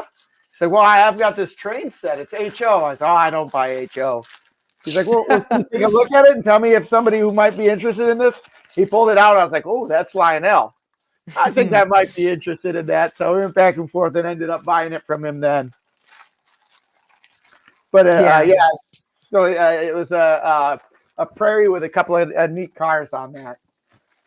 Yeah, not too long ago. I never even knew. I bet you a lot of people tonight just found out Lionel made HO. Yes, they've been at it for quite a while, but they stopped pretty much after the post-war era, I believe, and then just restarted. So, right. Yeah, there was a couple eras. They had the post-war era, and then I think they tried to do it in the NPC era with like a bunch of River Rossi tooling or whatever. Oh yeah, that's right. And but that was just kind of like the Tyco, like knockoff Tyco kind of stuff. And then the new stuff, or the Polar Express era, as I like to call it. But yeah, so that was actually for the longest time the only HO piece in our house. Until, really? Yeah. Then George, you've got an impressive collection of HO as well. Yeah. So then when I was younger, I wasn't able to put the tracks together on the O scale stuff, and I basically I'd go to train shows and there'd be a HO engine for $25 over an O scale boxcar for $25. So which one do I pick though? The HO scale engine. So for the longest time I was just buying HO stuff, and then kind of actually this last year maybe I kind of just stopped doing the HO thing and committed all my money towards O scale and N scale. Now that's kind of a new the N scale stuff's a very new phase, but yeah, that's basically kind of what I'm kind of phased out of the HO stuff, although I do appreciate it a lot. And maybe in the future I'd like to get some of like the higher end stuff. I'm on the O scale phase right now, yes. But yeah, that's the HO stuff we got. Yeah, and again, you guys just have like, I don't know, but it's such a neat eye for collecting things, like you guys have like just so many neat and cool many pieces, or well, yeah, you get what I'm trying to say though, but yeah, definitely. So I guess moving on to the next few questions, since we've got quite a little bit behind, I guess, but this is a kind of tricky question, George, because it's like every time I ask it to you, it's a different answer. But what's your favorite railroad as of current right now? SP. UP. All right. Yeah. And any reason why, or just because they Cap Forward? Yep, there you go. Boom. That's a drink. No, yeah. And then my big boy too. That's I like the UP of my big boy. Yeah. All right, so that's 2 UP, 0 DNH right now, because Craig last stream was UP. One day. I do have an appreciation for the Delaware and Hudson though. I put my on that the other day. I do have an appreciation for the Delaware and Hudson. And well, Tim was talking to me. It's like, yeah, we got a Delaware and Hudson C420 in the shop today. And I was like, oh, nice. Maybe. But as of now, well, you've got a Delaware and Hudson piece, right? Yeah, the little RS3. But I don't have anything. Delaware and Hudson. Maybe that'll change in the future. Yeah, too bad you guys couldn't get that PA set or whatever in the new catalog. Those look sweet. Yeah, that would have been cool. But So yeah. then, Wally, I know this answer. Of course, I already knew George's answer. But what is your favorite railroad? I have a feeling it starts with maybe a P. A P. I think you're mistaken. So Milwaukee Road. Ah, dang it! I thought he was gonna say Penn Central. Man, I'm not a No. I the Penn Central. I like the Penn Central. I might be the only person in the world that likes the Penn Central, but I remember lots of Penn Central equipment growing up. It was like the new thing when I was growing up. So my two favorites are the Milwaukee Road, because I grew up right by the main line of the Milwaukee Road. And I love Amtrak too. Yep, Amtrak. So if Amtrak counts as a railroad, and I think it counts as a railroad, I'm a Amtrak guy. Yeah, definitely. Everybody already knows my answer. Boom, DNH. DNH. But yeah. So you've spread the love of DNH around. Everybody knows the DNH from Corey and the peeps out there. Oh yeah. North Country Trains. Yep. So yeah. So moving on to the next question, since we kind of talked about real life trains there, do you guys see many real life trains or rail fan in a sense, or how did I specifically word it? Or is it just really model trains? So truthfully speaking, we've never really had to rail fan, if that makes sense. We drive around places, and there's always train tracks by where we drive, and we'll be eating dinner at a restaurant. There'll be a railroad right next to us, and we'll see like a really cool engine by, and we'll get it on camera. I think we've maybe gone rail fanning like half a dozen times. Like legitimately, we'll bring lawn chairs out and sit by the track. But like a lot of we foam all the time. Don't get us wrong. There's a train, we see it, we'll run out there. Yeah. But it's George is right. Where we live, there's trains all over the place, so it's not like we have to go somewhere to watch an engine. We'll just sit by, like we'll be eating dinner somewhere with our family, right? And they'll be right outside, so we'll hear the horn and we'll be like, be right back. So we'll go outside, sit there for 5 minutes, watch the train go by, and it'll be like a really, really cool train. And and we'll back in and finish our meal, So to give you an example, the Illinois Rail Net runs right smack dab through the town, like parallel to the street in the downtown. Like it divides Yorkville, the south side and the north side. You see those pictures of the trains driving down the street. It doesn't drive down the street, but it's parallel, right next to the street. That's in downtown Yorkville where we live. And then through Yorkville is the BNSF main line. It runs right through Yorkville. And then the next town up is the UP main line. So every day when I drive to work, I drive underneath both the UP main line and the BNSF main. Actually, no, I drive under two BNSF main lines, and then right by the UP main line, because there's the two main lines coming out of Chicago on the BNSF that are two towns, and then the town south of us. It's probably about 20 miles away. There's the CSX main line goes through there. Yes. So it's just, I don't know. It's and then by Grandma and Grandpa, they got the CP. Right. Oh, dang. That's all of them at this point. Yeah. The CP and the CN now. Yeah. We keep going. Now you just need a little NS, and then I don't know, whatever. Well, the NS is in Chicago. All we have to do is ride the metro train to Chicago, and we'll see the NS stuff by Union Station. So we see quite a bit of everything. So yeah, we foam, and the one that I always foam about, because I mean we see a lot of freight trains coming through here. Whenever I see a passenger train, oh my God, that's when I really turn on my foam. Oh my God, George! He knows how to tell. It's the Southwest Chief. Yeah, I mean, it's kind of surprising. You'd think this would be something I would know, but he knows how to tell the passenger trains between the freight trains by the horns. Yeah, me too. At this point, I've memorized them all. I know when it's a freight or a passenger just by hearing. Trains have the longer kind of higher pitch horns, correct? and then the freight trains are more like shorter and lower. Yeah, But really. That makes me think, like, at lunch, we kind of live, or not live, but my school is well, I also live closer to CP mainline, but at lunch, I would just be sitting there and we'd eat outside, and I'd hear the horn and be like, oh, that's Pan Am. And my friends would be like, Yep. how do you know that? And I'm like, Yeah. oh, the Dash 8s just have wonky horns, you immediately know. But yeah, I get what you're saying there. And you guys, again, live by so many neat railroads. Like I do too, of course. I have CSX, NS, CP, Pan Am, and a few other short lines here and there. But you guys got like the big 4 out of 5 or something. So yeah, no, there's two railroads that we don't really see too often here. That which I wish we did. And one you guys also live close to IRM too. That's like the bonus point. Biggest railroad museum in the world, yes. But one I would like to see more of is the KCS, which I'm assuming I'm thinking we'll see a lot of after not after they get bought by the CP, right? No, CN. Mm-hmm.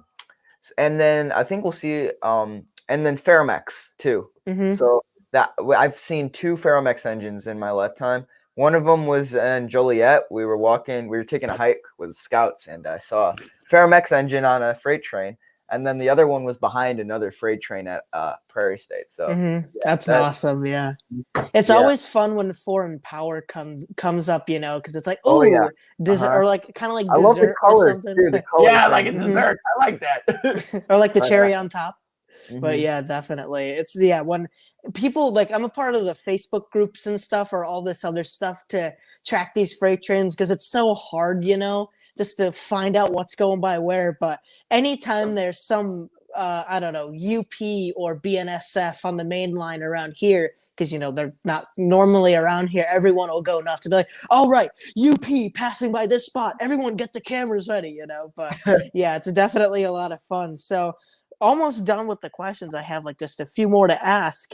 I know moving to the layout, because you guys have O-scale trains. It's felt like we've not talked about the layout much. You guys have been really grinding on the layout for quite a while now. So do you got, also like, many things in the background. If you got, you can kind of see right around there, many new things coming up in the background. But do you guys kind of have a plan, or not a plan, but a date put together? It's kind of hard to tell, of course, or maybe just a specific time when you guys will think will be pretty much done with the layout. Like any predictions or? Oh gosh. That we should do that. Like have a deadline just to make.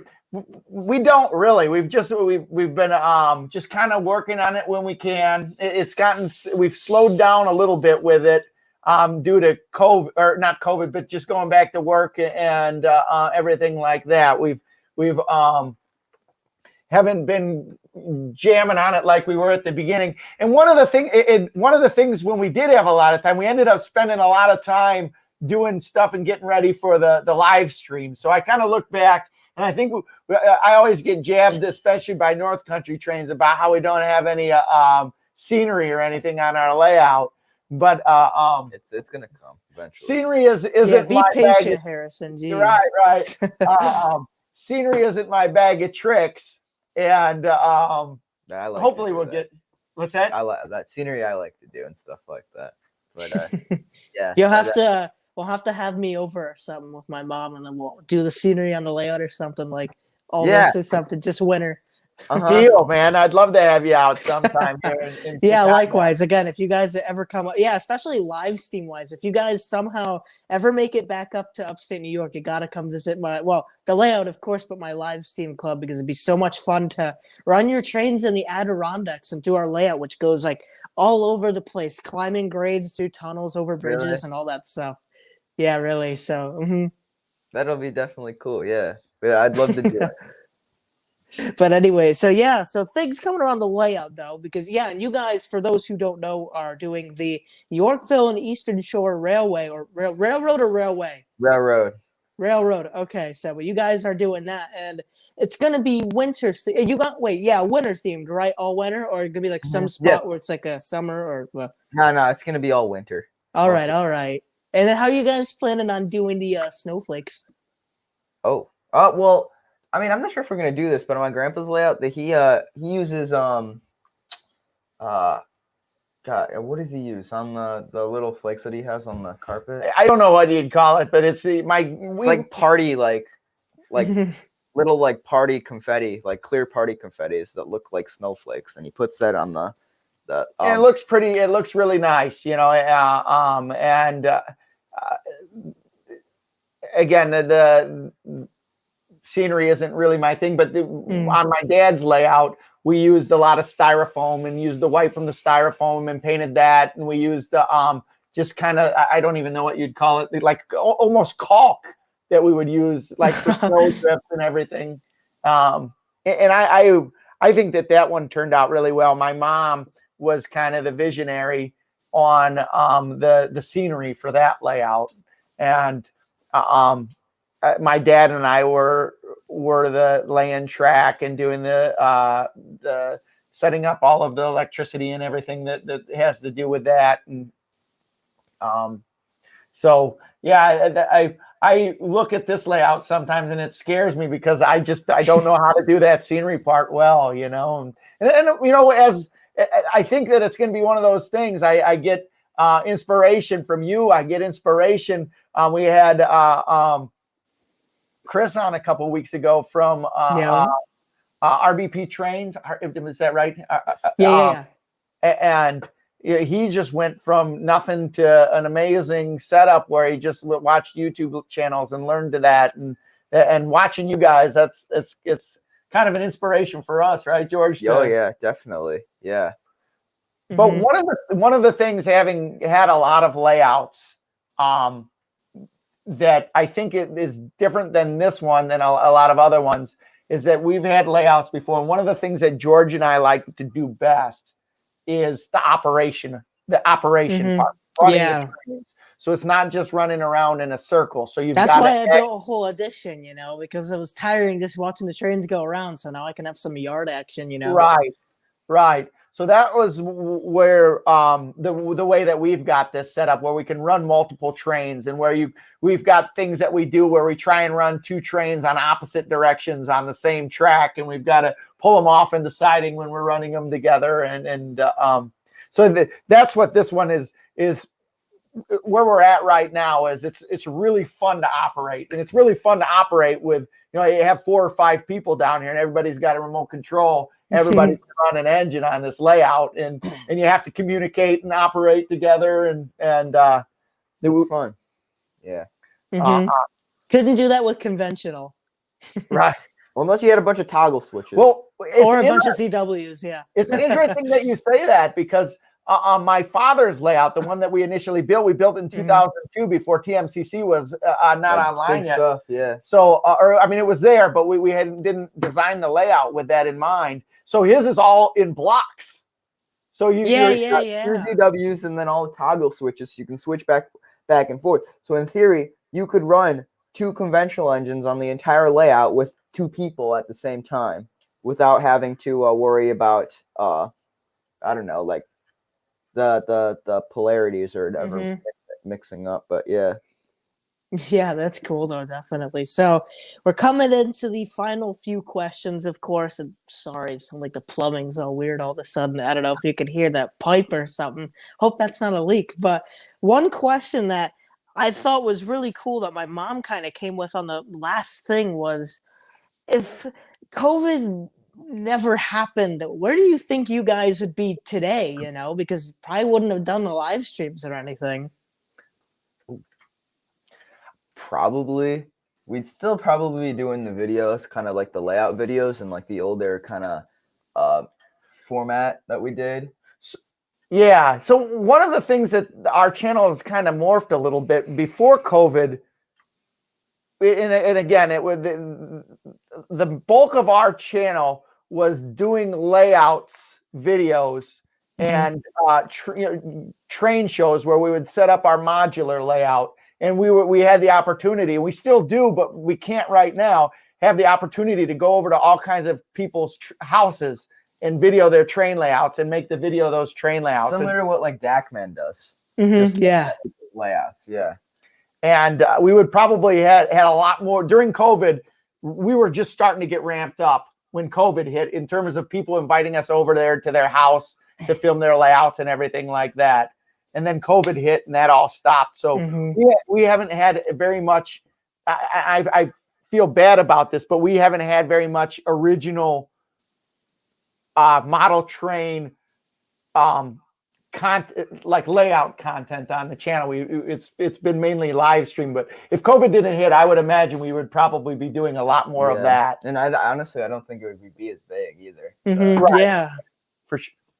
But yeah, I think the streams are really what kind of boosted you guys, you know? Like, you were just, I can't remember where you guys exactly were, but you were around, was it 700 or 800 subscribers when you guys started streaming? And now, like, you're well above, like, 2,500.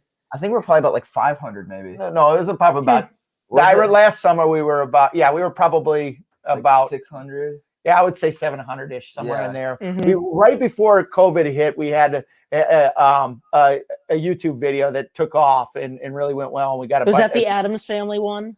No, it was one on Stan Ludwikowski's layout. Yeah, that one. And that one really took off, and we got a lot of subscribers from that one right when we started doing the. And unfortunately, that was one where it opened up a lot of doors for us. But then the stay-at-home hit, so we weren't able to visit a lot of these layouts, and so we kind of did the streams, and that did really well too. So yeah. Yeah, and then like if COVID never happened, if Wally probably never would have found. I never would have done those videos. So then Wally never would have found my channel. Then I never would have gotten a shout out on the stream. And then you got. I'm not sure though. Like I'm sure you guys would have eventually hit 1K and 2K eventually, you know. But I think the streams really helped a lot. Yeah, yeah, I agree. Like I was only at 240 subscribers when you guys found me, and now we're almost at 2K. Like subscribe 2,000's the goal. I had to show that banner eventually, But yeah, so it's definitely weird. Even though COVID, like I said to Craig last time on Sunday Runday, even though COVID's been the worst thing ever, at least in my lifetime, there's been. It's opened the doors to some other things that I never would have been able to do if it didn't happen, And I'm not saying COVID was a good thing, but it made some things possible. For the train hobby in a way. Yeah, really. Everyone got cranking at it though, especially like I'm not sure. The only bad part about it is prices on eBay started to skyrocket. Oh yeah. I remember at the beginning, it was crazy how some things you can't just find anymore. Like there was like D&H TMCC stuff all over the place, like before COVID, and I never got it. And then once COVID hit, like since everyone went inside, and they're like, "Oh yeah, I guess I'll take some D&H." I can't find it. There's nothing anymore. Well, there is, but it's too pricey. Like one time, there was like a Delaware and Hudson RS11 going for $180, TMCC fully working. That's a great price for a lightly used TMCC locomotive, and it had like all the fan driven smoke, the lights and all that. And now there has not like been one listed up since I don't know, September, and they used to be all over the place. So yeah, eBay's turned into a like funny the C420s too. You used to be able to find C420s everywhere. I mean, they were Lionel's like go-to diesel for like if they wanted to put like an exotic railroad on a diesel or like on a train locomotive, they'd put it on a C420. So you got like the nickel plate C420s, the C420s, the Monon Z420s or C420s, and you could find them for cheap. I know, right? That are C420s at like a jaw-dropping price. Like probably like 2-3 years before COVID started. We probably couldn't find a Monon C420 for like maybe like I think it would probably be like 4 times the price of what we got ours. Really? Wow. Both of ours for one, So I mean it's crazy now, but yeah. Yeah, the market's changed completely, and it hasn't really changed in our favor at all. So we got Cam. Wait. Says OMG, it's GFW Trades. I'm a huge fan. There you go, boom, you're getting recognized tonight as well. Thanks, Cam. Yeah, Cam's the one I was talking. Cam, I mentioned you earlier when we were talking about meeting fans, but thank you so much for swinging by tonight. But yeah, anyways, we'll have one final question. Then I know you guys got stuff to do. We got Monday tomorrow.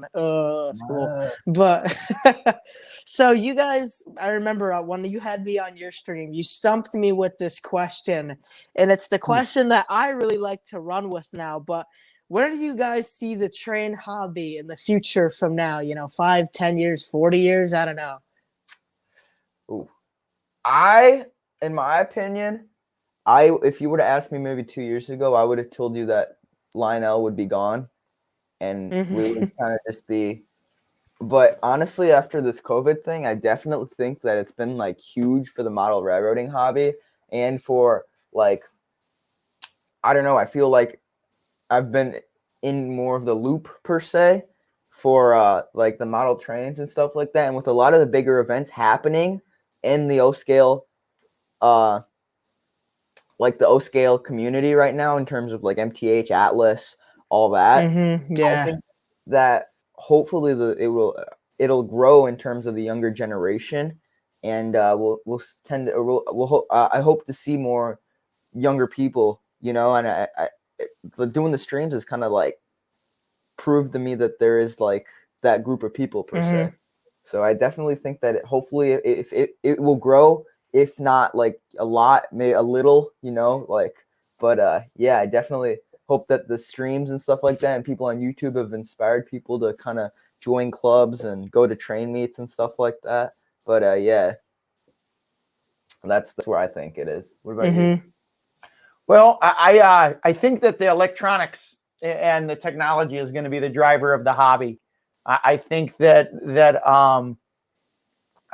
there is a whole generation that this was their main thing growing up, their main toy, and I think within that generation is going to be aging out, within the next 20 years, and I think that there is going to be kind of a dip in the interest within numbers of people that are in the hobby.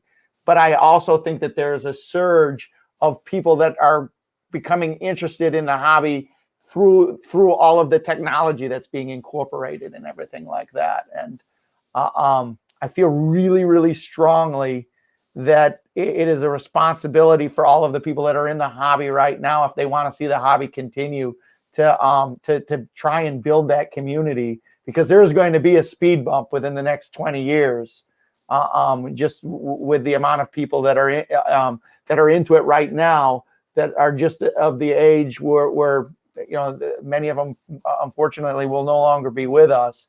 And if you like the hobby and you want to see it move forward, I think it's cool. I think that the technology is there. I think the manufacturers are there. I think that there's going to be a huge responsibility on the people that are in the hobby, if they want to see the hobby continue, to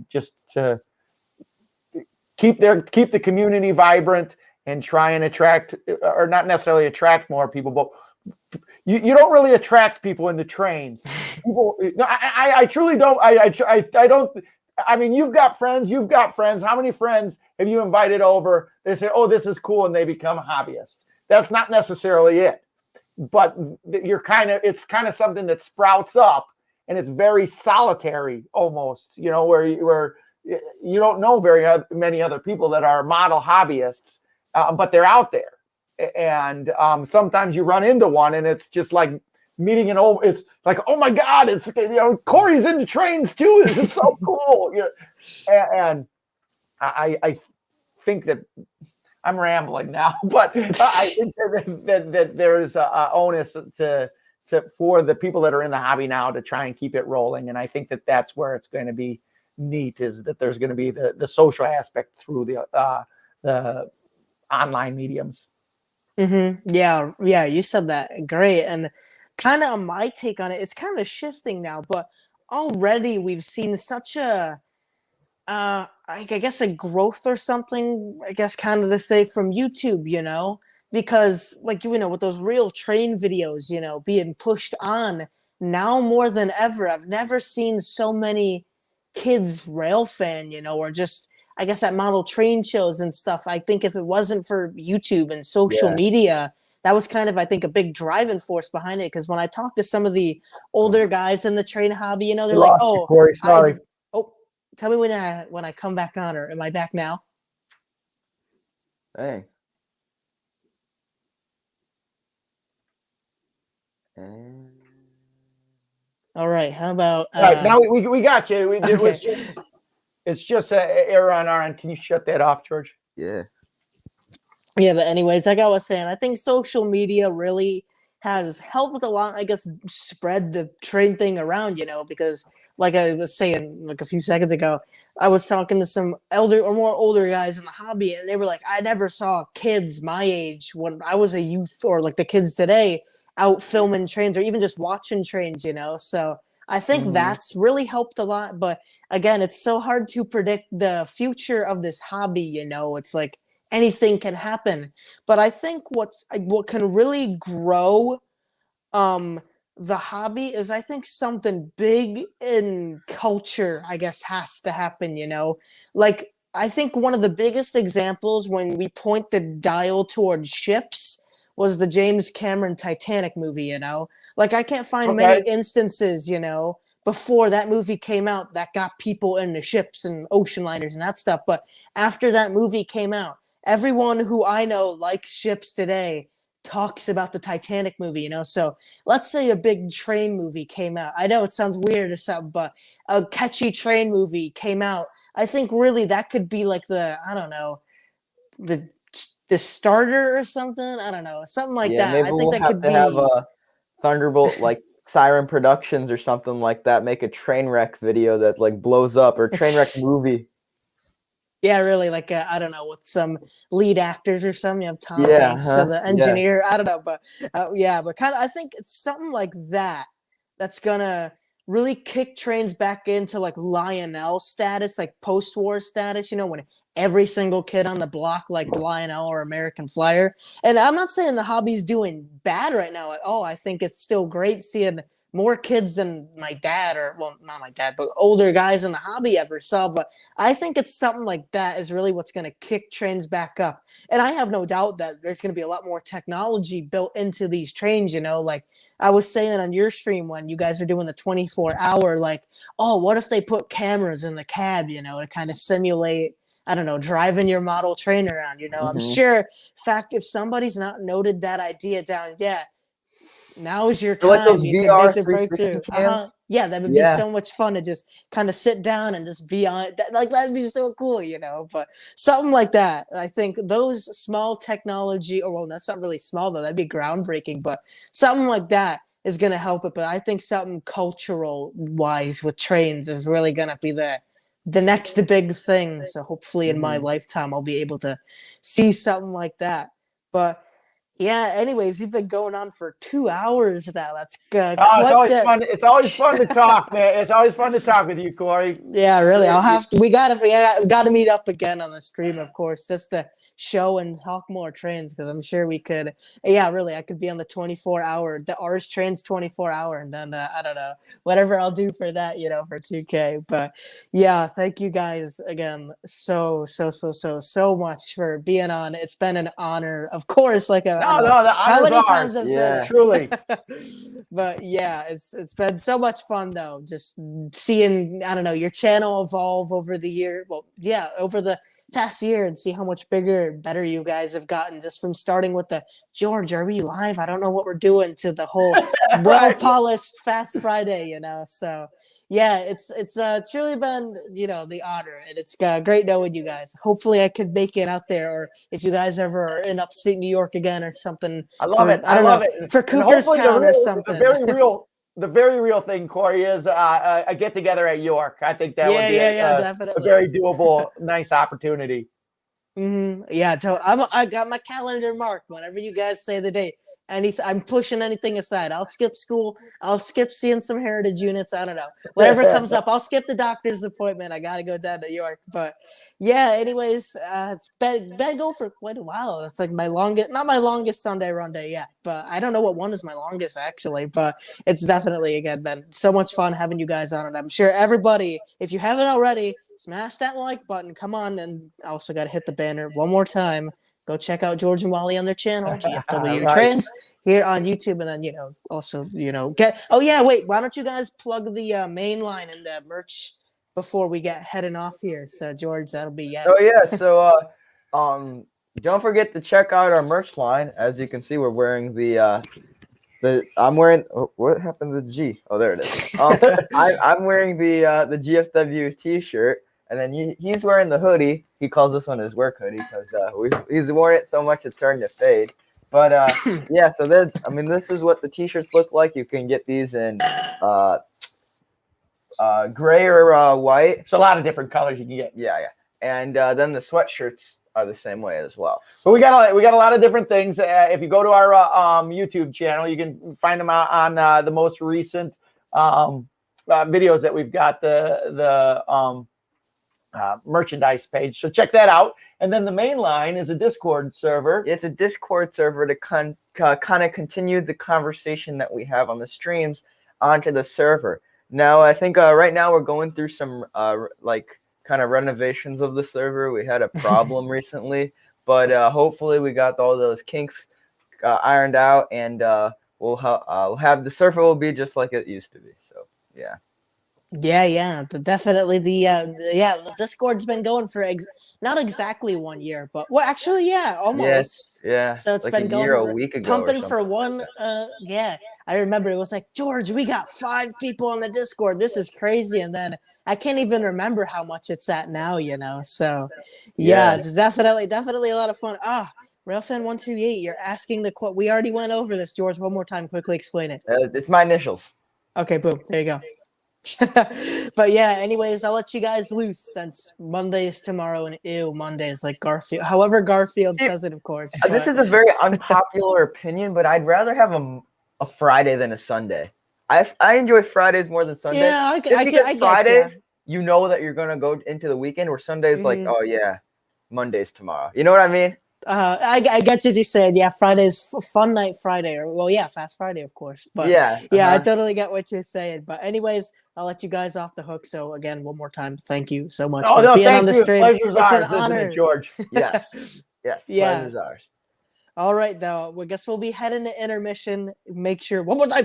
Go subscribe to. I keep getting confused. Boom, right there. Even though there's nothing here to my side, but go subscribe to George and Wally. So we'll see you around the roundhouse, everybody. Oh, yeah. Don't forget to wait. I need a caboose. Don't forget to hit that caboose. Wait, don't hit the caboose on your way out. Anyway, don't let the caboose hit you on the way out. That's right. There you go. All right. See you Thanks, guys later. Corey. Thank you. Intermission time. So I'll be back shortly. We'll get the O scale layout all prepped up and ready to go. So enjoy the new intermission. I'll be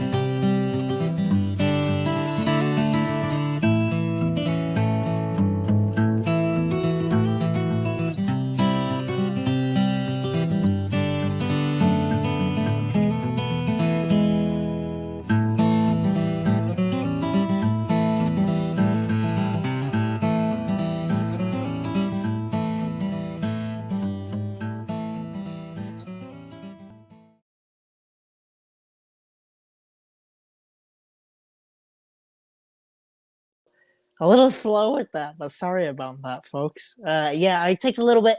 I gotta get all the controls right. So yeah, it is just me now. I saw somebody ask. I gotta take that off. So I don't know. I hear a weird echo going on, but yeah. Anyways, we got to get all the cams introduced. And no, Cam, I'm not talking about you. I'm talking about the cam as in cameras. But we have camera one, of course, which kind of shows me a little. It shows the what the train's running forwards there, so you kind of see how that looks.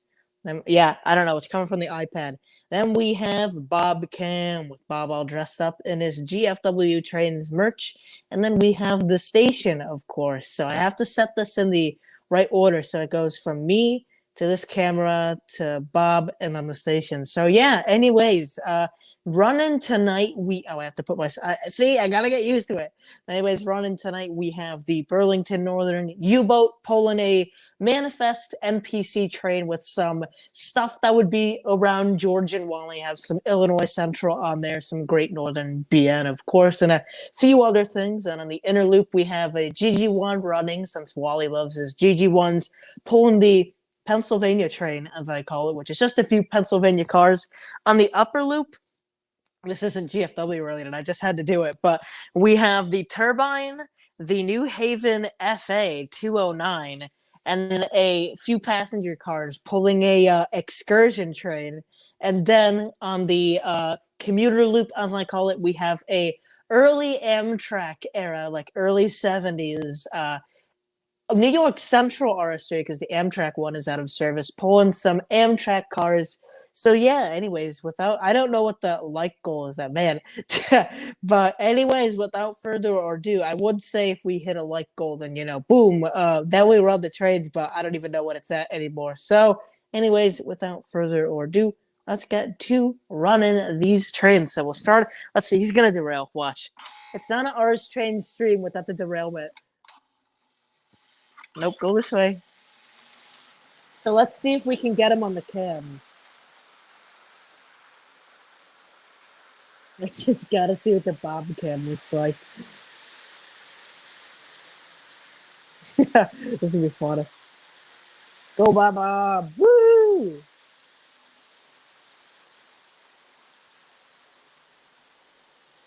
Yeah, so just a pretty not boring, but a little Burlington Northern manifest running tonight. So yeah, I'll leave it off on the station. All right, thank you. 51 likes, thank you all. Nope, go this way.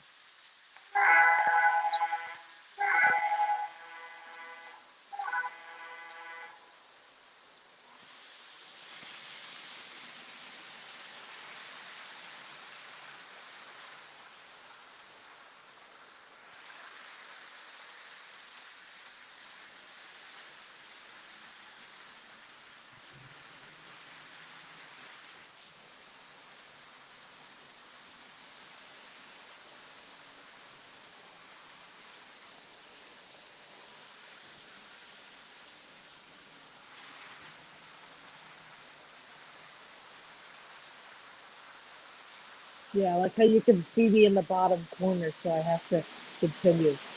Trainer 97 says, "Hey Corey, got amazing news. I had my first 2021 I'm not reading. Yeah. First 2021 rail outing yesterday to Rosenberg, Texas for the museum's 2021 rail day. So 4 trains, 3 BNSF and 1 P. 1 UP. Yeah, very cool, very cool. Just gotta see what oh, I don't have the other train going, but you kind of see what it looks like. Yeah, Bob styling. That's funny.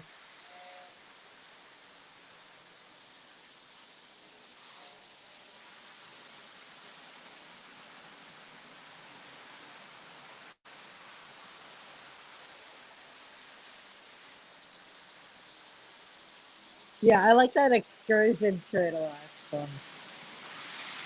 But yeah, so all the trains running around here are ours trains classes.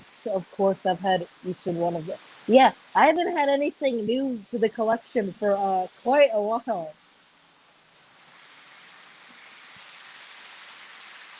And I mean, I want to change that, but don't necessarily have all the funds for a new locomotive when I'm trying to get some new shoes right now. I know I want new trades, but the clothing doesn't necessarily come first. But I don't know. Yeah, you get the point. Whatever.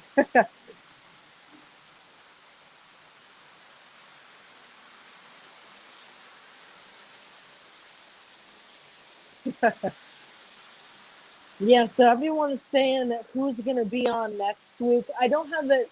I'm not sure if they can be on, but I have a specific person in mind. You all like him, and he's a great fan of the channel. I was about to say good.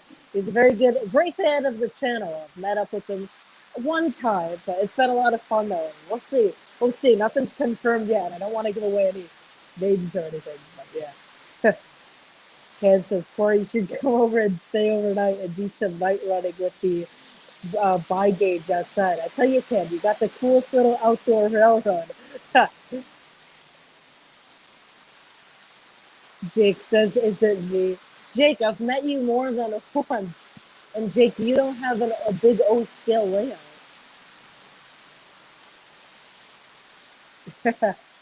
Jake, is it you? In fact, I've met Jake plenty of times. I met him yesterday.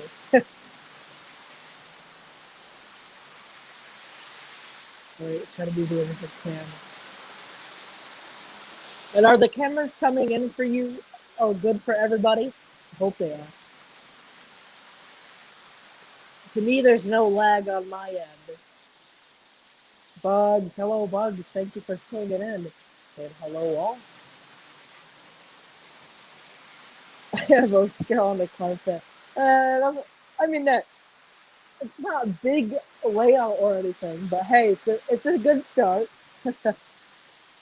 Next week's guest, Bob.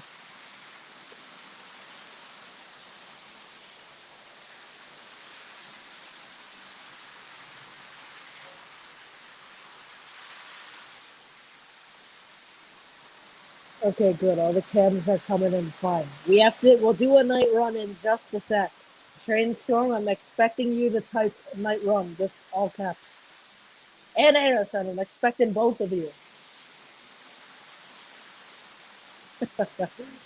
All right, I'm gonna go turn off the lights so we can do the night run. I'll be right back, folks. Enjoy the. Actually, what cam is cool? Station cam's the best.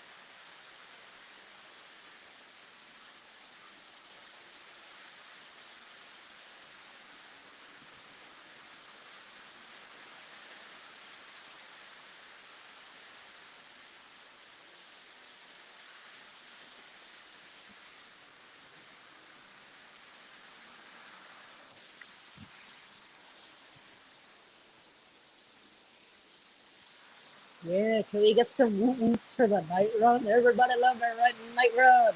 And then yes, you can see me just fine. I just look evil. I'm gonna take your trades. No, just kidding.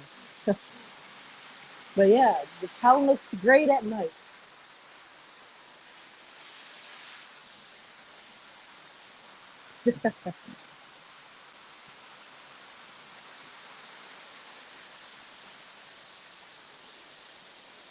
Man, that turbine's flying. Yeah, really.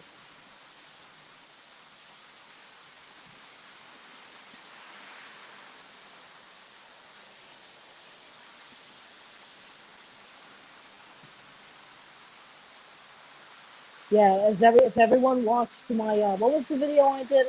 It was the one with Glenn Miller, and I did the night run. Man, I don't get how that doesn't put people to sleep just watching my trains go around. That video I did a little while ago. Man, I gotta slow the turbine down. He's going a little fast.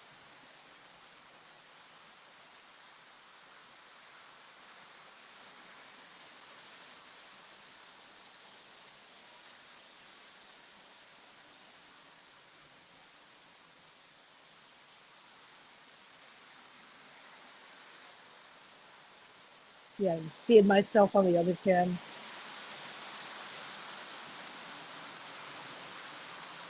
Oh yeah, how has nobody compared the turbine to Gordon?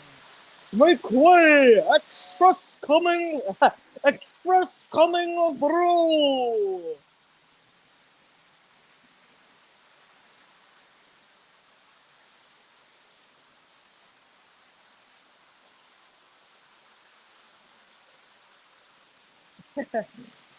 SAS says, love night runs, relaxing.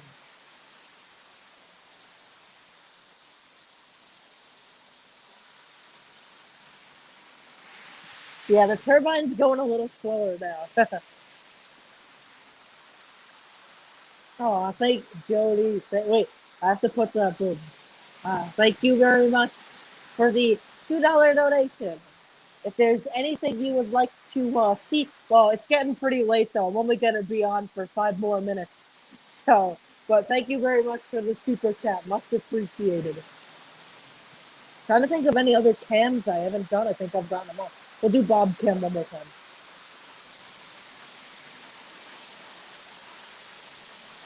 Oh, the indignity.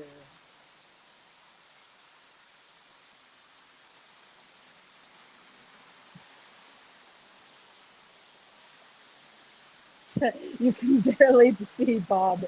I found that funny.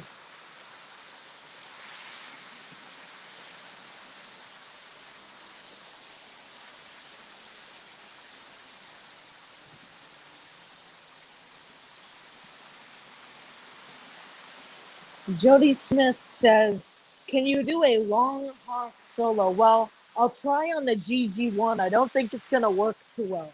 Let me pull it up at the station.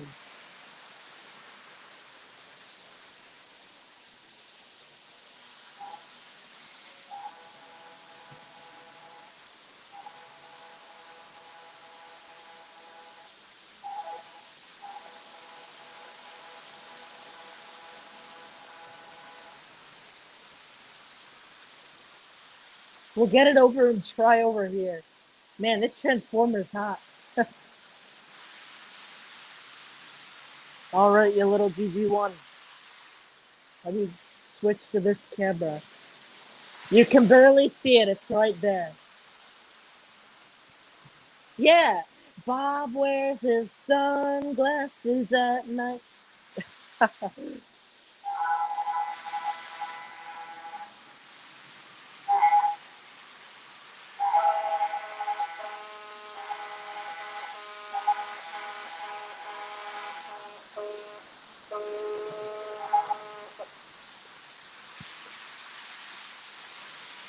Yeah, that was a little. That's the best horn show I can do with these things.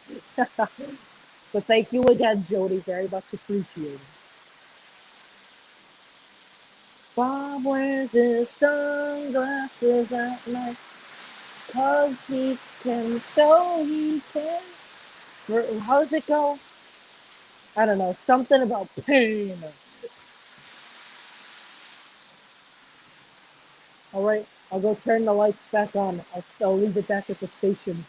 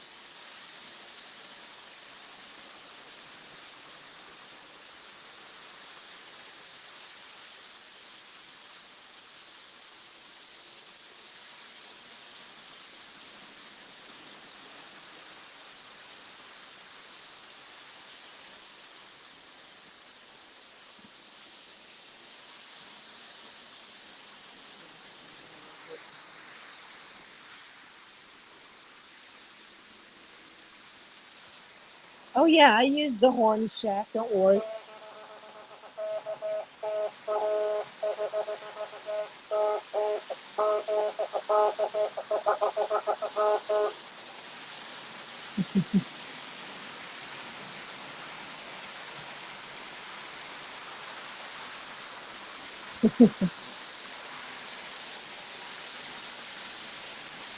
Man, the camelback's going fast again. Yeah, vibing Bob. I love Bob. Bob's the greatest thing that's come out of this channel. Just kidding. Oh, I wish I had a whistling shack, Isaiah. That'd be awesome.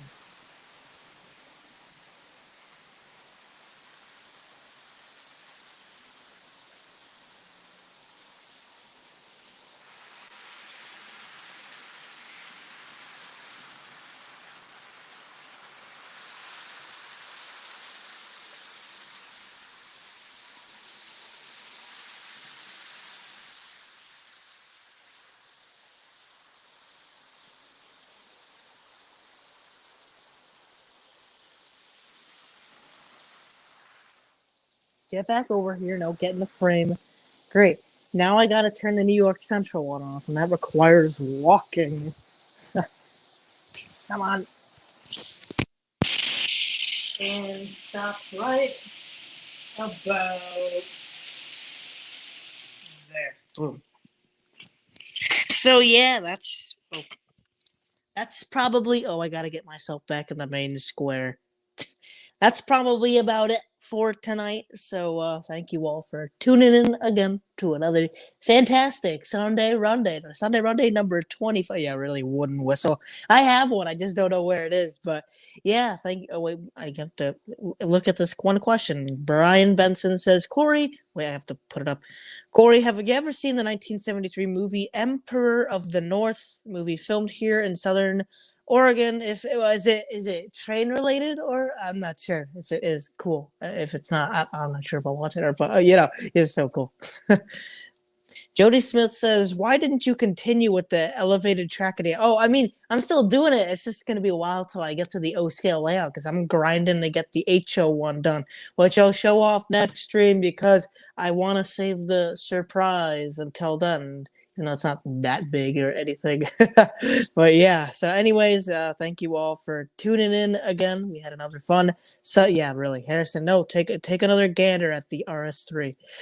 There's a funny story behind that RS3. I'll tell it another time though. But man, that poor little thing, that poor little RS3. You guys don't know the story behind that little thing. But anyways, yeah, I'll see you guys next weekend for Sunday Runday number 26. I'm not gonna promise that I'm gonna get out any videos or anything because every time I say I'll get out a video, I never do. So I ain't saying nothing or anything. But yeah, thank you all for swinging by again. We had another fun time, and of course, if you haven't already, make sure to wait. I gotta get the banner all prepped up.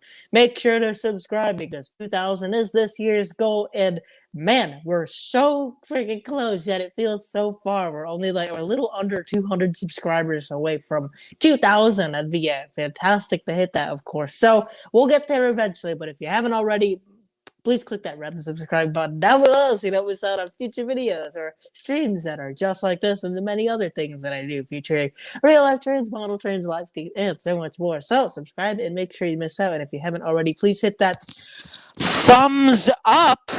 Repeat, thumbs up button on the stream because you would be surprised. You would be surprised how much that makes a difference. I don't I don't know. The YouTube algorithm's so freaking wonky. I'm so surprised by it. But yeah, anyways, I gotta get hopping off. It's getting pretty late. So thank you all. One more, well, yeah, again, yeah. So, but anyways, it was an honor. It was such an honor to have Georgia Wally from GFW Trains on. So again, if you haven't already, please make sure to go subscribe to their YouTube channel and go follow them on Discord on the main line, their Discord channel, and the many other things they do. Let's see. So there's GFW Trains on Instagram, which is GFW Trains 01, I believe. There's GFW Trains on Facebook. I think that's about all I know of, but I'm pretty sure there's some more stuff out there. But yeah, thank you all. So I'm going to get wrapping up. It's been a pretty long stream, but good night, everyone. I hope you have a safe night and a happy Monday, because I doubt I will, because, Mondays, I hate them. And it's, I have to go to school. That sucks. I'll get going. So good night, everybody. Thank you for swinging by.